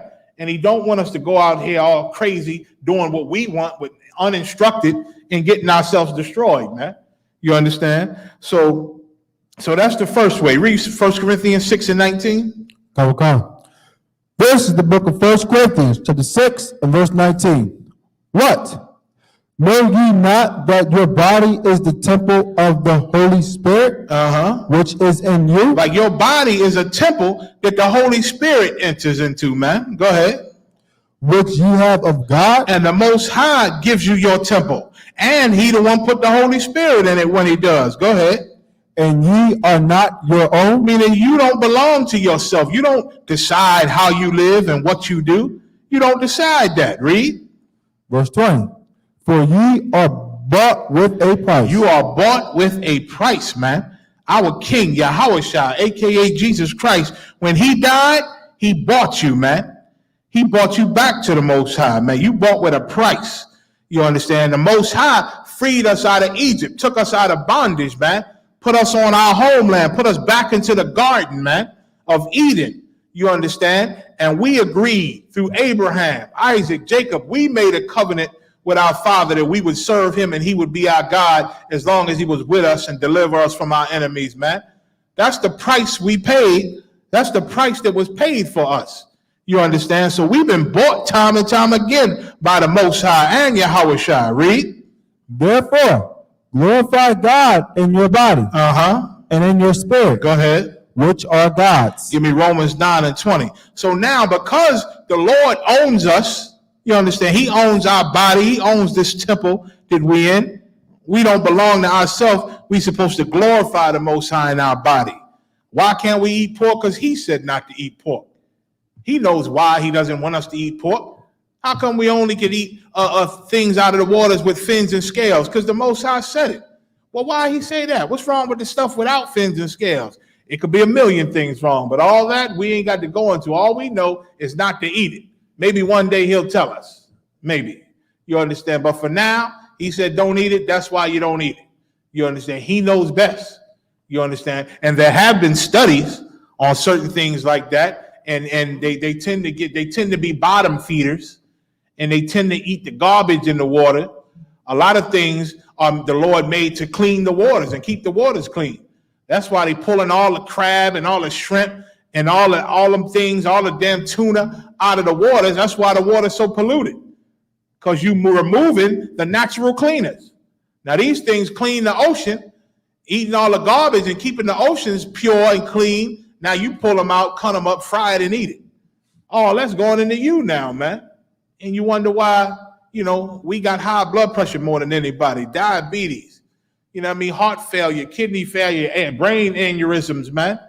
Because we the ones love all the catfish in the damn earth, man, that the Lord said not to eat, and the damn chitlins that the Lord said not to eat the pig, but you pull the worst part of them out and gobble it up, man, like it's delicious.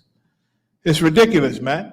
Let's just follow what the Lord say. One day, maybe our king will sit us down in the Most High, let him answer all those questions that, I'll get into next, the part 2. But we still dealing with part 1. Read. This is the book of Romans, chapter 9 and verse 20. Nay, but, O man. Go ahead. Who art thou that repliest against God? So what? You don't agree. You wish the Most High made different laws. You don't like his laws because you love shrimp so much. Shrimp smells so good to you. You understand? Or you don't want to have no commitment. You don't want to marry nobody. You just want to have a good time with some woman. But now you see the Lord said you can't do that. You can't make whores of our daughters, man, and of our sisters. You understand? But you so used to it, you don't want to stop. Like, well, that's what I don't like commitment. I like a no strings attached.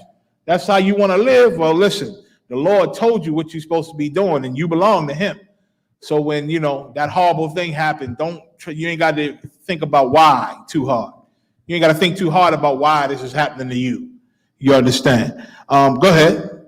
Shall the thing formed say to him that formed it? Guess what? The Lord formed us. He made us. And you want to question him and say you don't agree with what he say? Shall the thing formed say to him that formed it? Go ahead. Why hast thou made me thus? You going to question your creator who created you, literally created you? You going to say, why you create me like this? Why you create me in a world like this? Why you do that? Go ahead. Verse 21. Have not the potter power over the clay? Every potter got power over his clay to make what he wants. It's his clay. He owns the clay. He's the potter. And he create whatever he want with it. And the clay better shut its mouth. We are the clay. So we should shut our mouth when it comes to disagreeing with the Most High and questioning his decisions. Go ahead. Of the same lump to make one vessel unto honor and another unto dishonor. For the Lord, we the clay. If good things are happening to a group of us and bad things to another, we can't question the Most High. You understand? He made both of us. So obviously the ones who getting dealt with spitefully and wrong, they better clean their act up. Right. And the ones just getting the good things that's happening to them, he should go to the ones that's getting the bad things and show them, listen, you got to come on in, do the right thing. You understand? Like the Lord told Cain, if thou doest right, thou shalt be accepted. But if not, sin lieth at the door. You're going to be a criminal. You understand? So you got a choice to do the right thing or the wrong thing, but you will pay for doing the wrong thing. Right. You don't own yourself. No matter what you think, no matter what religion you join, no matter what you choose to believe in, the Most High God of Israel created you and he owns you. Psalms 131 and 1. Then I'm going to go to part 2. Time check. Psalms 131 and 1. Come on. This is the book of Psalms, chapter 131 and verse 1. Mm-hmm. Lord. And this is David. David saying a prayer to the Lord. He said, what? Lord, my heart is not haughty. My heart is not haughty, Lord. I'm not a haughty guy. Go ahead. I'm not an evil guy. Go ahead. Nor mine eyes lofty. Nor are my eyes lofty. My eyes ain't full of vanity. Want all the pleasures and all the things that you wouldn't approve of. Go ahead. Neither do I exercise myself in great matters. Neither do I exercise myself in great matters. Meaning matters that's over my head. Matters that's above my pay grade. Common people can understand. David said, I don't involve myself in matters above my pay grade. That's too high for me to understand. Things that ain't my business, that's above my head. Go ahead. Or in things too high for me. Or in things too high for me. And when you get into questioning why the Most High does this, and you don't agree with the Lord saying this and the Lord saying that, now you enter in a world that's too high for you, man. Now you entering somewhere where you shouldn't go. Right. And you're going to endanger yourself, man. Even David said, I don't get into things too high for me. Why? Because my heart is not haughty and my eyes aren't lofty. You understand? And I don't exercise myself in great matters that's above me. Now, we're going to get some good understanding. There's another way, you understand, that you can question the Most High is when you're just curious. When you're curious about the Most High and you want to know how he works. You want to know certain things he said that's so poetic. Because I read scriptures and see how the Lord react to certain situations and how the Lord tell Israel to react, and it's so poetic and so righteous. You understand? It'd be like, oh, the Most High is beautiful, man. He's so poetic how he said to do that, or how he put that, or how he explained that. It's so poetic. You understand? And listen, I heard my kids have said, Dad, where the Most High come from? Who made the Most High? I said, Lord, now you're going above my pay grade, son. You're going above my pay grade now. You know what I'm saying? Maybe one day. You understand? Ezra was a prophet that was very curious, man. Right. And he used to ask a ton of questions, man. Mm-hmm. But the Lord had the angel break it down so nice to Ezra, man, concerning his questions and where he could go and can't go, and made him understand. It was so poetic the way he explained it. So I'm going to go into that a little bit. I'm going to go to 2nd Ezra in the Apocrypha, the 4th chapter. And I'm going to start at the first verse, and I'm going to try to go all the way down to 21 because it's so heavy. You understand? Ezra was asking the Lord, basically on a lot of points, why is the wicked so rich? Why the wicked, evil people, why they got so much power, Lord, and why are they so rich when we, your people, and we know your name? And we know your laws, and we got nothing. You know what I'm saying? Why do they continue to do this? And if we being punished for something we did in the past, why are we here not knowing what we punished for, and we don't know who we are? We don't know this. Why do that to us and let these evil, wicked bastards be so rich and powerful, man? Ezra didn't understand that. Thank the Lord, in these last days, the Lord is revealing all his secrets to us. We understand that the Lord let the evil get great and powerful and rich, and he give them their time, so at the end he could smash their ass, boy, and the whole world gonna know the God of Israel is the truth. Right. You understand? He let them get great just so he could smash them like he did in Egypt. He gonna do the same thing in America, man. It's gonna be no doubt who the number one power on the earth is, man. You understand? That's why he allowed them to be so rich and great. But Ezra used to ask questions. So let's go to 4 and 1, 2nd Ezra. This is the book of 2nd Ezra, chapter 4 and verse 1. And the angel that was sent unto me, whose name was Uriel. That's in the Hebrew is a warrior Allah. He's one of the angels of the Most High under Christ. You understand? Your warrior Allah means light of the power or light of God. That's a warrior Allah, Uriel. Go ahead. Gave me an answer. Verse 2, and said, thy heart hath gone too far in this world. And thinkest thou to comprehend the way of the Most High? Right, like your heart has gone too far in this world. Your thinking and your questions, you go a little deep. You understand, and you think you can understand the ways of the Most High. Go ahead. Verse 3. Then said I, yea, my Lord. And he answered me and said, I am sent to show thee 3 ways. Ezra thought he could. Ezra said, yes, Lord, come. I think I can understand. That's why I'm asking. I want to know. Go ahead. And then the Lord told the angel to say, I'll give you 3 tests, 3 ways. Go ahead. And to set forth 3 similitudes before thee. 3 similitudes. Did it say similitudes? Kind of similitudes. Okay, go ahead. Before thee. Verse 4. Whereof, if thou canst declare me one, I will shew thee also the way that thou desirest to see. So the Lord said, I'm going to show you 3 similitudes. If you can answer one of them, then I'll answer them hard questions you want to ask about the Most High. Go ahead. And I shall shew thee from whence the wicked heart cometh. And I'll show you from where the wicked heart cometh. Go ahead. Verse 5. And I said, tell on, my Lord. And Ezra said, Con of the one con. Go on. I'm ready. Go ahead. Then said he unto me, go thy way. Weigh me the weight of the fire. So one of the similitudes, the Lord told Ezra, weigh me the weight of the fire. Go ahead. Or measure me the blast of the wind. Or measure me the blast of the wind. Go ahead.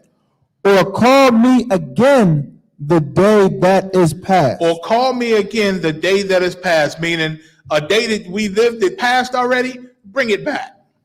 Travel through time. Do some time traveling. Measure the blast of a wind. That wind goes, measure it. Break it all the way down. How heavy was it? You understand? Weigh fire. You understand? He told him, weigh fire. Read. Verse 6. Then answered I and said, what man is able to do that? And Ezra answered, right, who the hell can do that, Lord? What man is able to do that? Go ahead.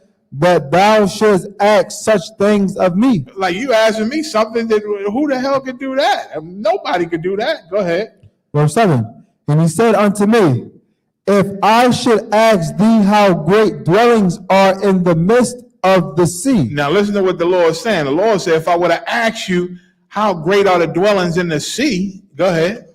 Or how many springs are in the beginning of the deep. Or how many springs make up the oceans and the seas, the deep. Go ahead. Or how many springs are above the firmament. Or how many springs make up the space, the water above the firmament in space. Go ahead. Or which are the outgoings of paradise. If I were to ask you the outgoings of paradise itself, go ahead. Verse 8. Peradventure, thou wouldest say unto me, I never went down into the deep. He would have said, well, I've never been to the deep. Go ahead. Nor as yet into hell. Nor yet into the depths of the sea, into hell, into the earth. Go ahead. Neither did I ever climb up into heaven. And I ain't never been up into heaven, above the firmament. Go ahead. Verse 9. Nevertheless, now have I asked thee but only of the fire and wind. And the Lord through the angel says, see, nevertheless, I didn't ask you, all I asked you about was fire and wind. Read. And of the day wherethrough thou hast passed. And the day that you have lived already. Go ahead. And of things from which thou canst not be separated. And of things from which thou canst not be separated, meaning the angel saying, I didn't ask you about fire, the wind, and the day that you live. All these things you deal with every day. You deal with fire every day, you deal with the wind every day, and you done lived every day that passed. You done lived them every day. They're your past, days from your past. That's all I done asked you, things you cannot be separated from. Read. And yet canst thou give me no answer And of them? yet, you can't even answer those. You can't even answer the things that you deal with every day. Fire, wind, a day that you didn't already live. You can't even deal with that. Read. Verse 10. He said, moreover unto me, thine own things, and such as are grown up with thee, Things that you deal with every day, your own things, go ahead. canst thou not know? You don't even know those things. Read. Verse 11. How should thy vessel then be able to comprehend the way of the highest? So you can't even answer questions about the things you deal with every day. So how in the hell can your vessel be able to comprehend the way of the Most High, man? Go ahead. And the world being now outwardly corrupted, to understand the corruption that is evident in my sight. That is evident in my sight, because the world is corrupted, and he can, and people in the world don't even understand corruption. Slocky, if I can, Slocky, I got 3 quarters on the table. Can you just put them in the meter for that meter guy hit me? Slocky. So that was, what was that? 10? What was that? 11, sir. That was 11. Read on. Verse 12. Then said I unto him, Then this what Ezra said to the angel of the Lord. Go ahead. it were better that we were not at all, than that we should live still in wickedness. Ezra told the Lord, he said, well, Lord, it's better that we wasn't even created, man, than that we should live in wickedness. Go ahead. And to suffer. And to suffer in this hell. Go ahead. And not to know wherefore. And not to know wherefore. Meaning Ezra is saying it's a horrible thing for Israel to be living under these heathens, man, and following them and being wicked and suffering and being oppressed and terrorized, just like in 2021, and to be terrorized and not know why, not to know wherefore, not to know why these things happening. Ezra saying it's better not to even be born. It's better for us not to be created. Go ahead. Verse 13. He answered me and said, and this is kind of a roundabout question. Like, why? Why are we going through these things? Why we got to live under these heathens for so long and suffer? And half our people don't even understand why. It's better for us not to be born. Again, questioning why the Lord even create us if we got to go through all this. You understand? Read.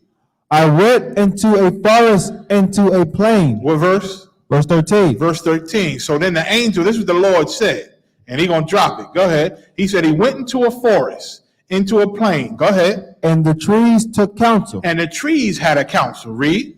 Verse 14. And said, come, let us go and make war against the sea, that it may depart away before us. He said the trees took counsel and said, let's go fight the sea. Let's fight the sea so that the sea can get away from us. Read. And that we may make us more woods. So we can make more woods and have more trees. Instead of it being a sea, it'd be all trees and all woods. We can go fight against the sea. Go ahead. Verse 15. The floods of the sea also in like manner took counsel. And now the floods took counsel also. The seas took counsel and said what? And said, come, let us go up and subdue the woods of the plain. They said, let us go subdue the woods. Let's go get rid of them trees. Read.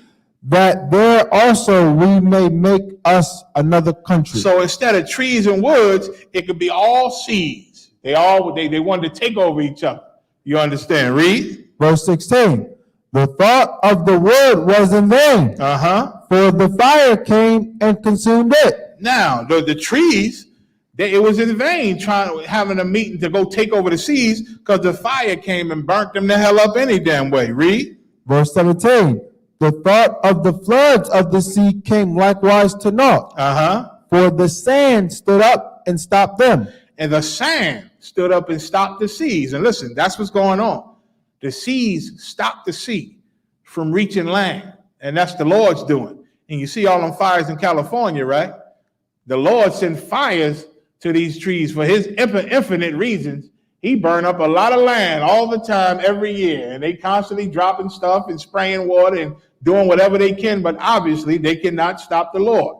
You understand? So he said it's vain for the trees to try to expand themselves into the sea because the fire burned them up. to keep them back any damn way. And it's vain for the seas to try to rise up and drown the woods and the earth and everything to have more seas, because the sand stopped them in their tracks any damn way. Read. Verse 18. If thou wert judge now betwixt these two. Now that Lord is saying now, Ezra, if you was a judge between these trees and these flooded seas, go ahead. Whom wouldest thou begin to justify? Who would be right in their argument? Go ahead. Or whom wouldest thou condemn? And which one would be wrong for their argument? Go ahead. Verse 19. I answered and said. This is what Ezra said. Verily, it is a foolish thought that they both have devised. Ezra said that's foolish for both of them to think. It's foolish for the trees to think that they could take over the seas, and it's foolish for the seas to think that they could take over the trees. Read. For the ground is given unto the wood. Because the Lord made the ground for the wood. You understand? The Lord made the ground for the wood and the trees. Go ahead. And the sea also have his place to bear his floods. And the Lord made those depths for the seas, man. They got their place for all its floods and waves and storms and all that. The Lord got a place for the seas. Go ahead. Verse 20. Then answered he me and said. And that was Ezra's answer. Go ahead. Thou hast given a right judgment. And the Lord said, you right, Ezra. You didn't judge right. Go ahead. But why judgest thou not thyself also? Well, why you don't judge yourself that way? You judge right with these trees, and you judge right with these seas. How come you don't judge yourself that way, Ezra? Read. Verse 21. For like as the ground is given unto the wood. Just like the Lord gave the ground to the trees and the wood. Go ahead. And the sea to his floods. And the seas house his floods. Go ahead. Even so, they that dwell upon the earth may understand nothing. Even so, earthlings, people that dwell on the earth and made for the earth, they may understand nothing. Go ahead. But that which is upon the earth. Except that which is on the earth. Read. And he that dwelleth above the heavens may only understand the things that are above the height of the heavens. And that's the perfect answer, man. Like we on the earth, he trying to explain to Ezra, it's simple for you to even try to understand the heavens above what you are able, man. Above when you can't understand all the things on the earth, man. The Lord left records on this earth. He left our history on this earth. He left icons on this earth. He left books and things hidden away on this earth for Israel to find themselves again, man. And we done found those things, and he given us understanding on these words that's in the earth, man. And that's why the Bible is written in a certain way. The Bible is written in a real way that Israelites can understand. The Lord say, I'm going to make you fishers of men. You understand? It talks about fishing, and it talks about farming, and it say Israel is stubborn like an ox, and we dumb like an ox. Because why? Those are things we understand. Ox and animals. We farmers. We fishermen. The Lord breaks the whole Bible down in things of the earth because we from the earth, and that's what we understand. But of course, man sometimes gets curious, like my kids. Who is the Most High's mama? Who is the Lord's daddy? Yeah, I don't know, son, and I ain't gonna think too hard about it. My nose might bleed. You know what I'm saying? One day, maybe we'll get to know that. Once our bodies are changed and we going back and forth off the earth and back and whatever. Maybe that's part of the great things that we can't think of that we're going to get in the future, that the scriptures say. You understand? But right now, we only of the earth. Hell, we still trying to figure out the things that's down here. You understand? That was his answer to Ezra. So questioning the Most High, being curious and all that, it's not a sin, you know what I'm saying, to wonder and to think and to ask questions like Ezra, you understand? But it's a lot of work to do before we figure everything out on this earth, before we go there. Now, disagreeing with the Most High and questioning his laws and going against his laws, that's out of order. David said that's a haughty heart. You understand? It's a haughty heart. And we don't want to go there. You understand? Let me see. Time. And to go to the next one. 5. What role does intention play when keeping the law? What role does intention play? It was a good question. Keep them questions coming. What role does intention play when it comes to keeping the law? Give me Numbers 35 and 11. The short answer and direct answer is intention plays absolutely no role in keeping the law. You understand?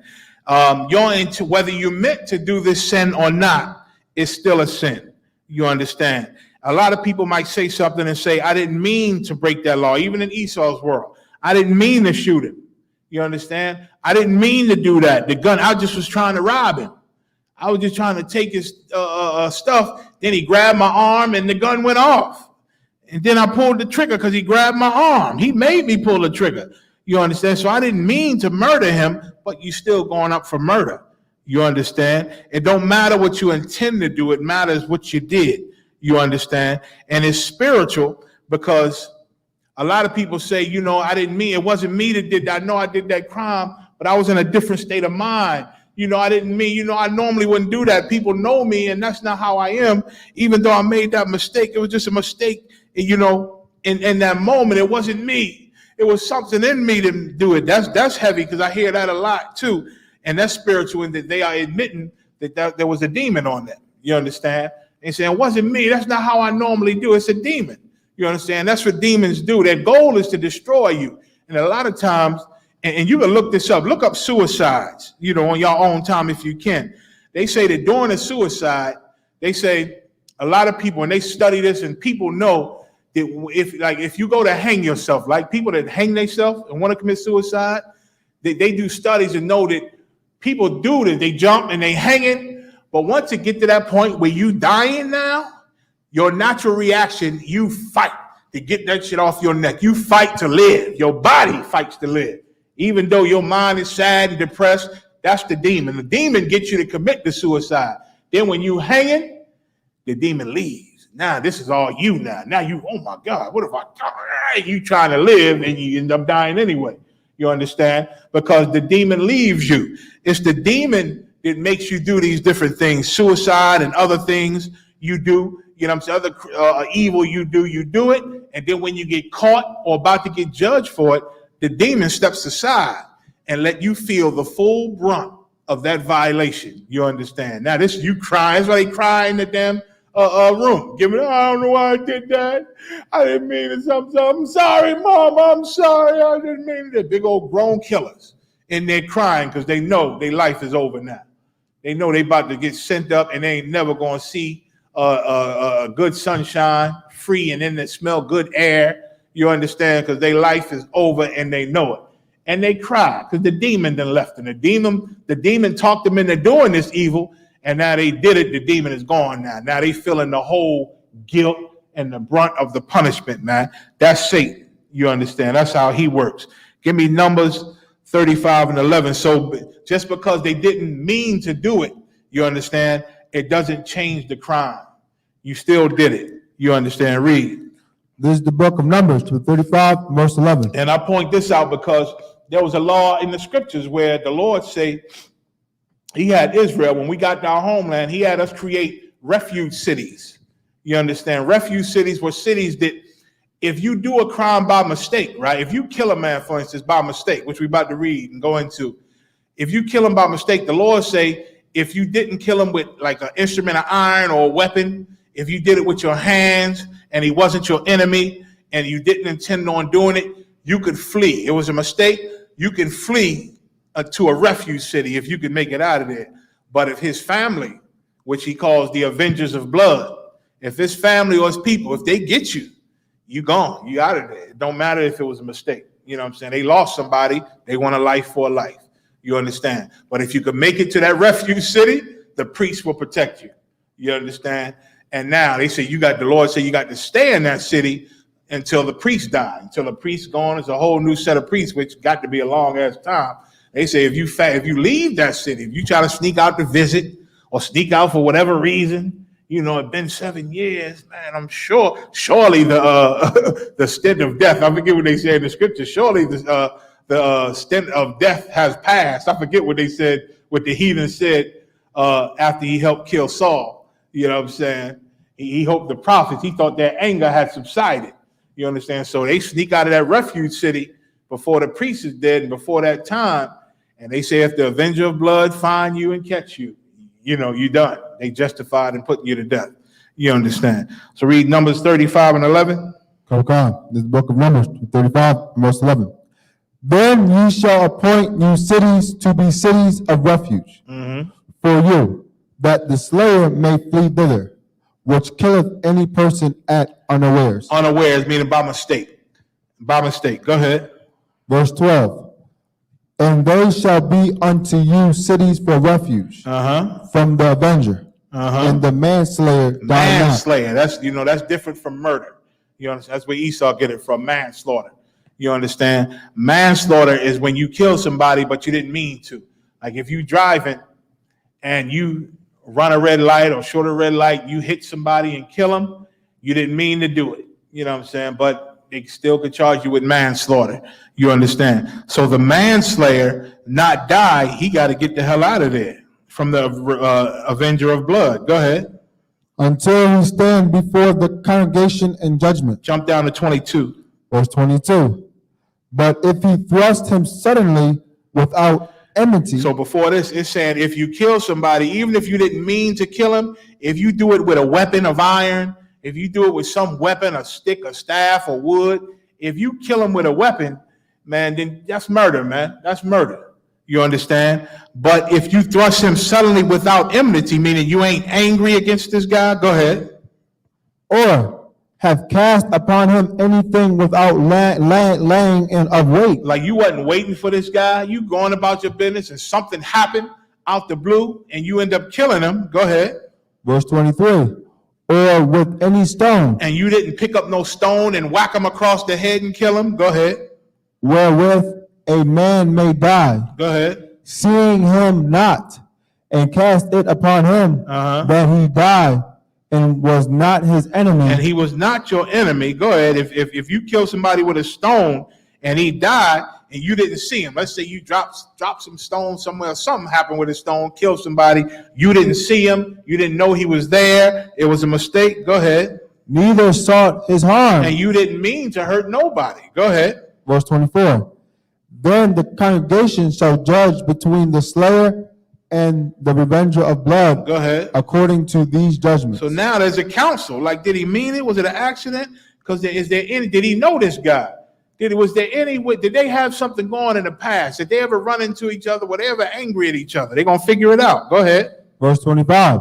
And the congregation shall deliver the slayer out of the hand of the revenger of blood.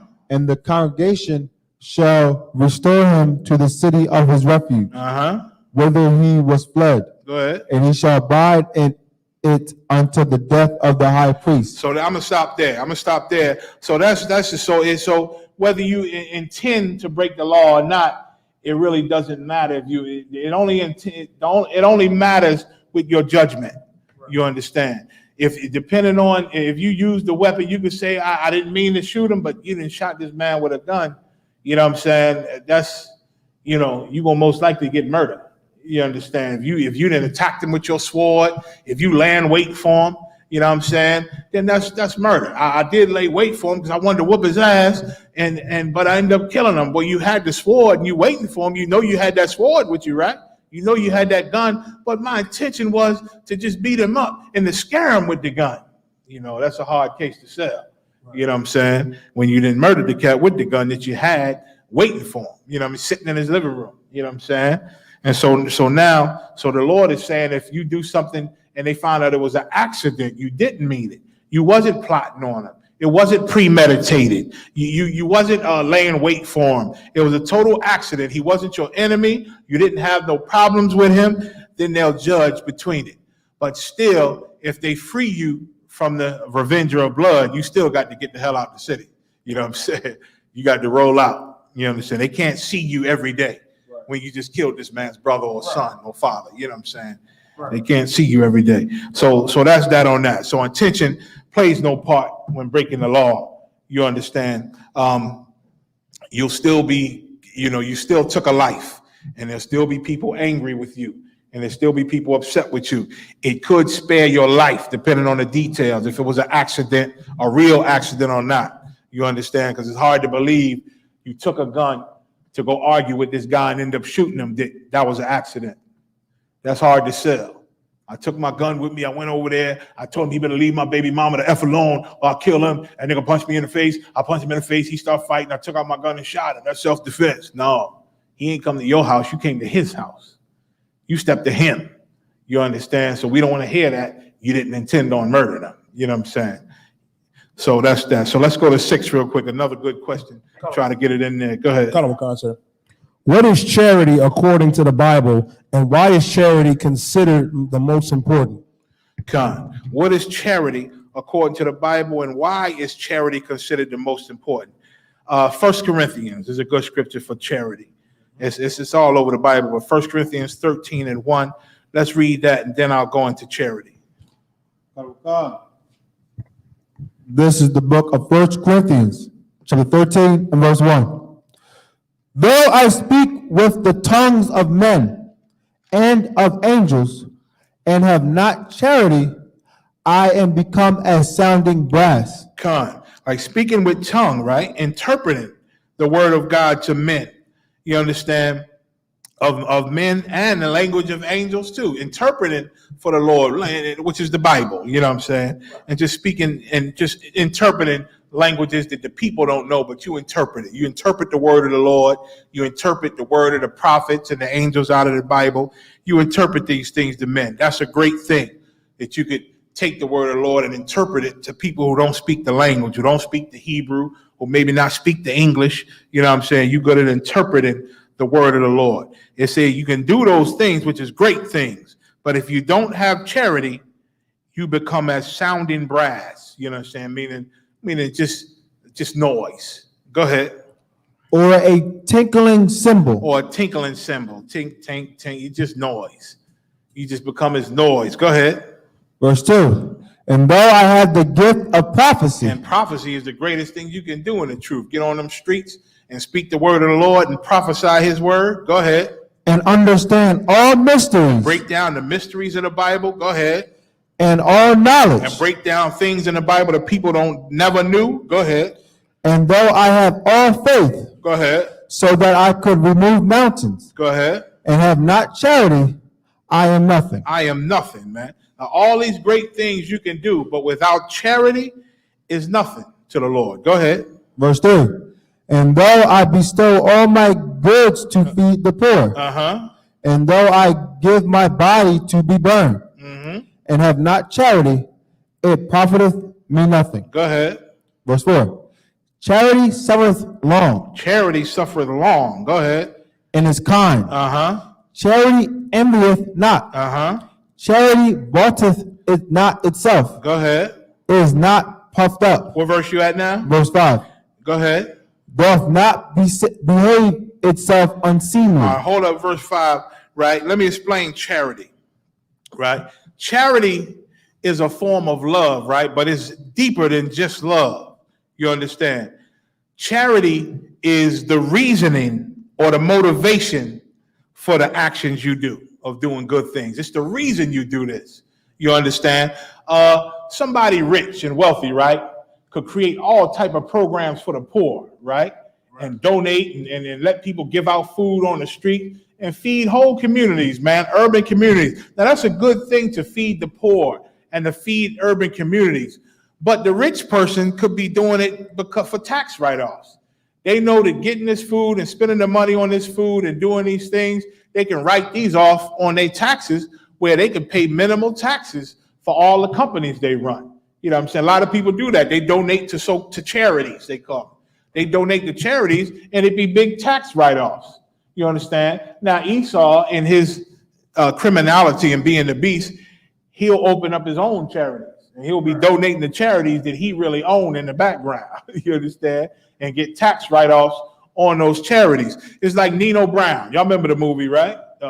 New Jack City? Nino Brown was giving out turkeys around Thanksgiving and stuffing and all type of food. That's a good thing to feed the poor. But he's just trying to get a good reputation as the drug dealer. You know what I'm saying? You can't forget he's the drug dealer. You understand? So he ain't doing this to be righteous. He ain't doing this to help the people, because if he wanted to help the people, he'd have not so crack the pookie, you know what I'm saying? And all the rest of them. You understand? So his intentions on doing this good things was not good intentions.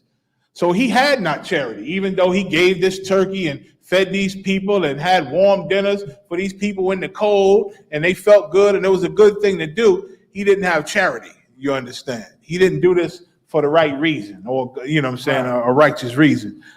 Finish reading 5. Okay. Verse 5. Doth not behave itself unseemly, seeketh not her own, is not easily provoked, thinketh no evil. Right. It's like, you know, why do I do this? Because the Lord say, love my brother as myself. Now, the world got that backwards. That simple scripture, love your brother, love your neighbor as yourself. You ask the average person on the street, they'll tell you, well, you know, if you treat me good, I'll treat you good. No problem. Sisters say that all the time. Well, if my man do the right thing and he treating me and he being a king, I'll for sure be his queen. If he doing this and doing that, I cook for him, clean for him. So he got to do this for you to do this other thing. Well, that ain't how that ain't what Christ said. Right. You Christians act like he actually said that. If they treat you good, treat them good, my children. No.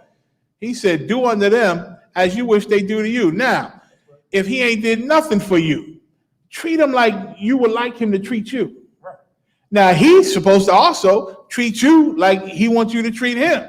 Now, maybe he won't. You understand? Maybe he ain't doing what Christ said, but that don't change your mission. You understand? You still supposed to treat a brother or sister the way you want to be treated. You understand? But Christians, I hear them all the time. You gotta do good for yourself before you help anybody else. Got to help yourself before you help anybody else. Hell, that way you'll never get to nobody else because you can never help yourself enough.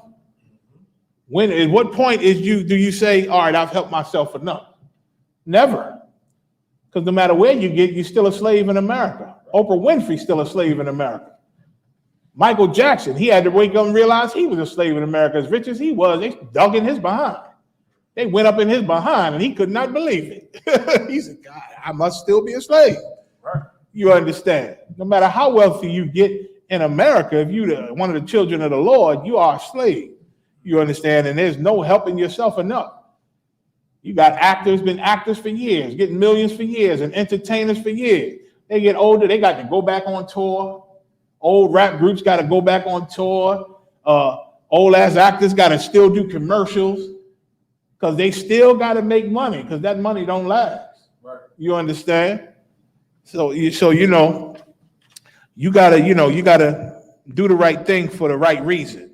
You understand? That's what charity is. Getting back to that. Let's we read on. Verse 6, rejoiceth not in iniquity, but rejoiceth in the truth.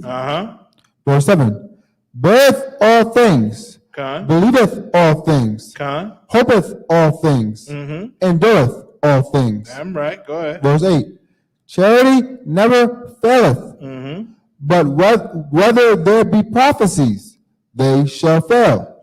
Charity never faileth.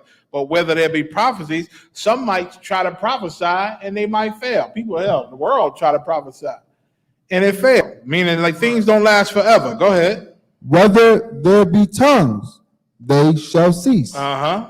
Whether time where your mouth, you shut up, you don't talk no more. Go ahead.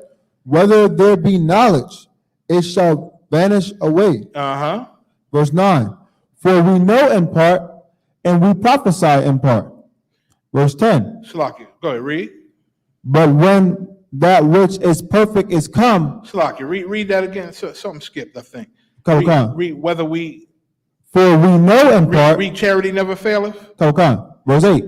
Charity never faileth, but whether there be prophecies, they shall fail. Whether there be tongues. Where we at? 1 Corinthians? 1 Corinthians chapter 13 and verse 8. No sweat. They shall cease. Whether there be knowledge, it shall vanish away. Verse 9. I got you. Go to 13. Verse 13. And now abideth faith, hope, charity. Faith, hope, and charity. Go ahead. These three, but the greatest of these is charity. And that's why the greatest is charity, because charity is like your reason. We doing this because we love each other, man. We doing this. We do the things we do in the ISUBK because we love this brotherhood. We love it, man. Christ did what he did. Yahushua did what he did because he loved the brothers, man. He loved them disciples, man, and he loved Israel. Right. That's why he suffered what he suffered, man. Loves us so much that thing he liked when he was here, y'all know he had a taste, right? Y'all know he drank a little wine. He drank some wine. He said his eyes was red with wine. You understand? He drank some wine, but he said he ain't drinking no more wine since he left here. He said he ain't drinking no more wine until he drink when we in the kingdom with him, man. Till we in the kingdom with him, Christ said he gonna wait till then to have a drink. It's gonna be his first drink, and brothers, we gonna drink. It's gonna be a good party. I don't know how long. It might be years. We probably gonna party for years. You know what I'm saying? Like, man, that drink gonna last for years and partying and we gonna be it's gonna be a wonderful time, man. That's how much he loves his people, man. That he don't even want that good wine that he loves so much until we are able to drink it with him in our kingdom and rulership, man. The new government on this earth. That's a cold-blooded king, man. That's a hardcore king. Go to what you just read, Corinthians? 1 Corinthians chapter 13 and verse 13. No sweat. Let's finish with 2 Peter 1 and 3.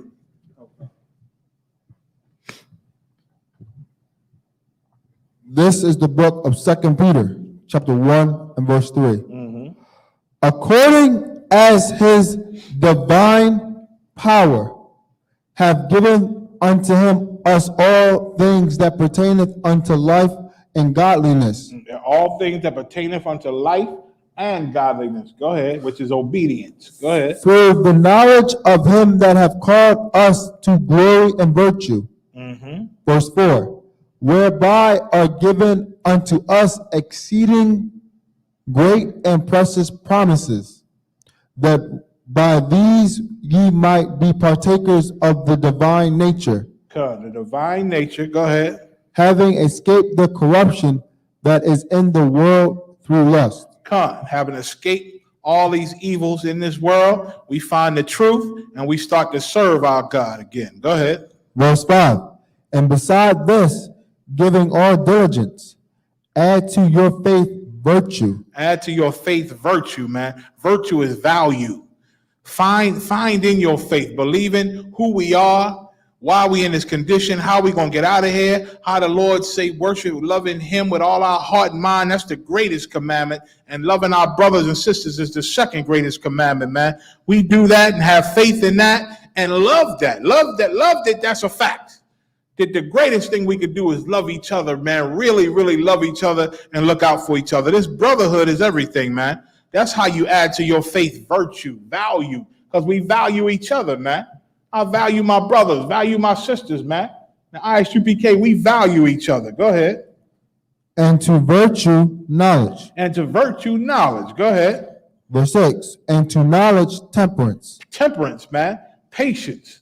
Patience. Virtue is like morally good behavior also. Value. You understand? And good character. You understand? Temperance is being moderate in your actions and different things you do. Don't overdo anything. You understand? So to knowledge, we're going to add temperance. Go ahead. And to temperance, patience. Patience, man. Patience is important in the truth. Go ahead. And to patience, godliness. Godliness, man. We represent our king. And we're supposed to represent him well, man. Represent him well. We are ambassadors for Christ. You understand? Which are representative, an ambassador for the U.S. The U.S. got ambassadors in every country. Who is an ambassador? The person in this strange country, this strange land, that represents America. So now America got to say, even over here. America got to say, even over here. And there's ambassadors from other countries in America. You understand? An ambassador is a representative. You understand? So go ahead. Verse 7. And to godliness, brotherly kindness. And to godliness, brotherly kindness. Go ahead. And to brotherly kindness, charity. And to that brotherhood, that brotherly kindness, add charity, man. Meaning love this brotherhood. And know that this brotherhood is everything. And be defensive of this brotherhood. When you see it being violated, or you hear about it being violated, jump up at it, man, because you love it so much because of your charity. That you ain't going to have nobody violate this brotherhood. I'm going to report this to my captain, man. We got to be a council for this. Captain ain't gonna listen. He ain't getting back quick enough. I'm calling the general, man. But this is a break in the brotherhood. We got to sit down and work this out because we can't have no kinks in the ISUPK. We got to flush out anything that's not brotherly.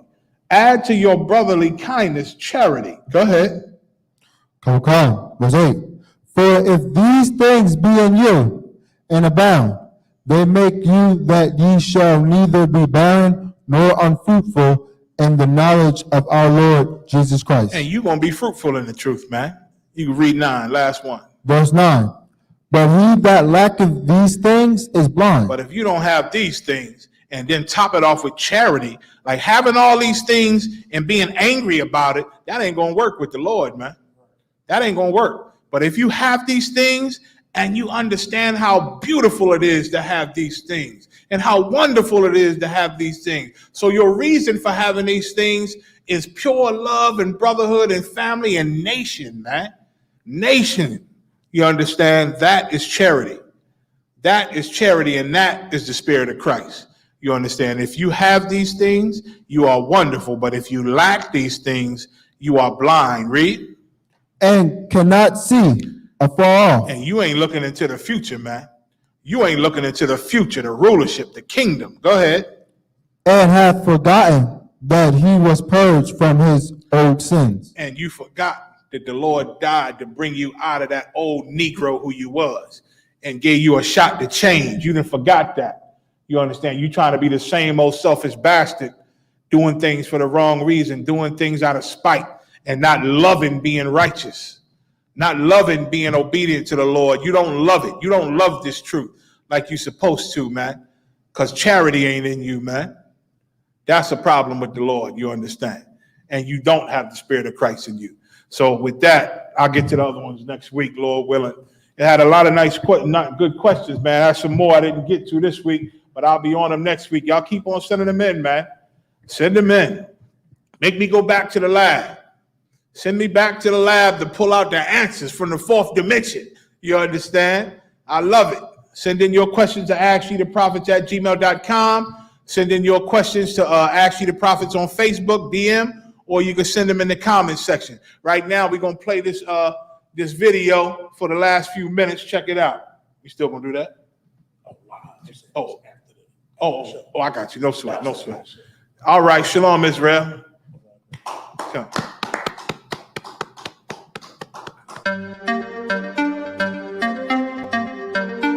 Yay-Z, you know the chop. Ayazahab. Badness no sir. Let me tell you how the badness steer. Dopey bad fly when the Glock display. Tell a boy say no try box this face. Back switch face. You know how your blood clot casket stay, boy. You must see one back this prayer. When the map stick raise that big straight. Shot misplaced, the key them in your head stop misbehaved. Crack his face, the key never tell us so we lock this place. Which locksmith anyway watch this place. War with them bunny like plastic plate. Hey, we don't play around. When you see the UPK around, we bring the fucking AK around. AR-15s and AR rounds. We don't play around. When you see the UPK around, we bring the fucking AK around. AR-15s and AR rounds. We no take drape up, we no take bait up, we no stay up. And when the next day come, we no change up. My heart them brothers them wake up. AK bus boy head top shake up. So tell a pussy well don't violate us. No care where your status, where you take up. Every man a killer till miss a dead face you straight up. Great stuff, one Westling bigger than NATO. Man we bust it to NATO. Only man we afraid of, that are the creator, the maker. Hey, we don't play around. When you see the UPK around, we bring the fucking AK around. AR-15s and AR rounds. We don't play around. When you see the UPK around, we bring the fucking AK around. AR-15 and AR rounds. AR-15s and AR rounds. AR-15s and let me tell you how the badness steer. Dopey bad fly when the Glock display. Tell a boy say no try box this face. Back switch face. You know how your blood clot gasket stay, boy. You must see one Baptist prayer. When the map stick raise that lick straight. Shot misplaced, the teeth them in your head stop misbehaved. Catch his face, the key never tell us so we lock this place. Which locksmith, anyway watch this space. War with them bunny like plastic plate. We don't play around. When you see the UPK around, we bring the fucking AK around. AR-15s and AR rounds.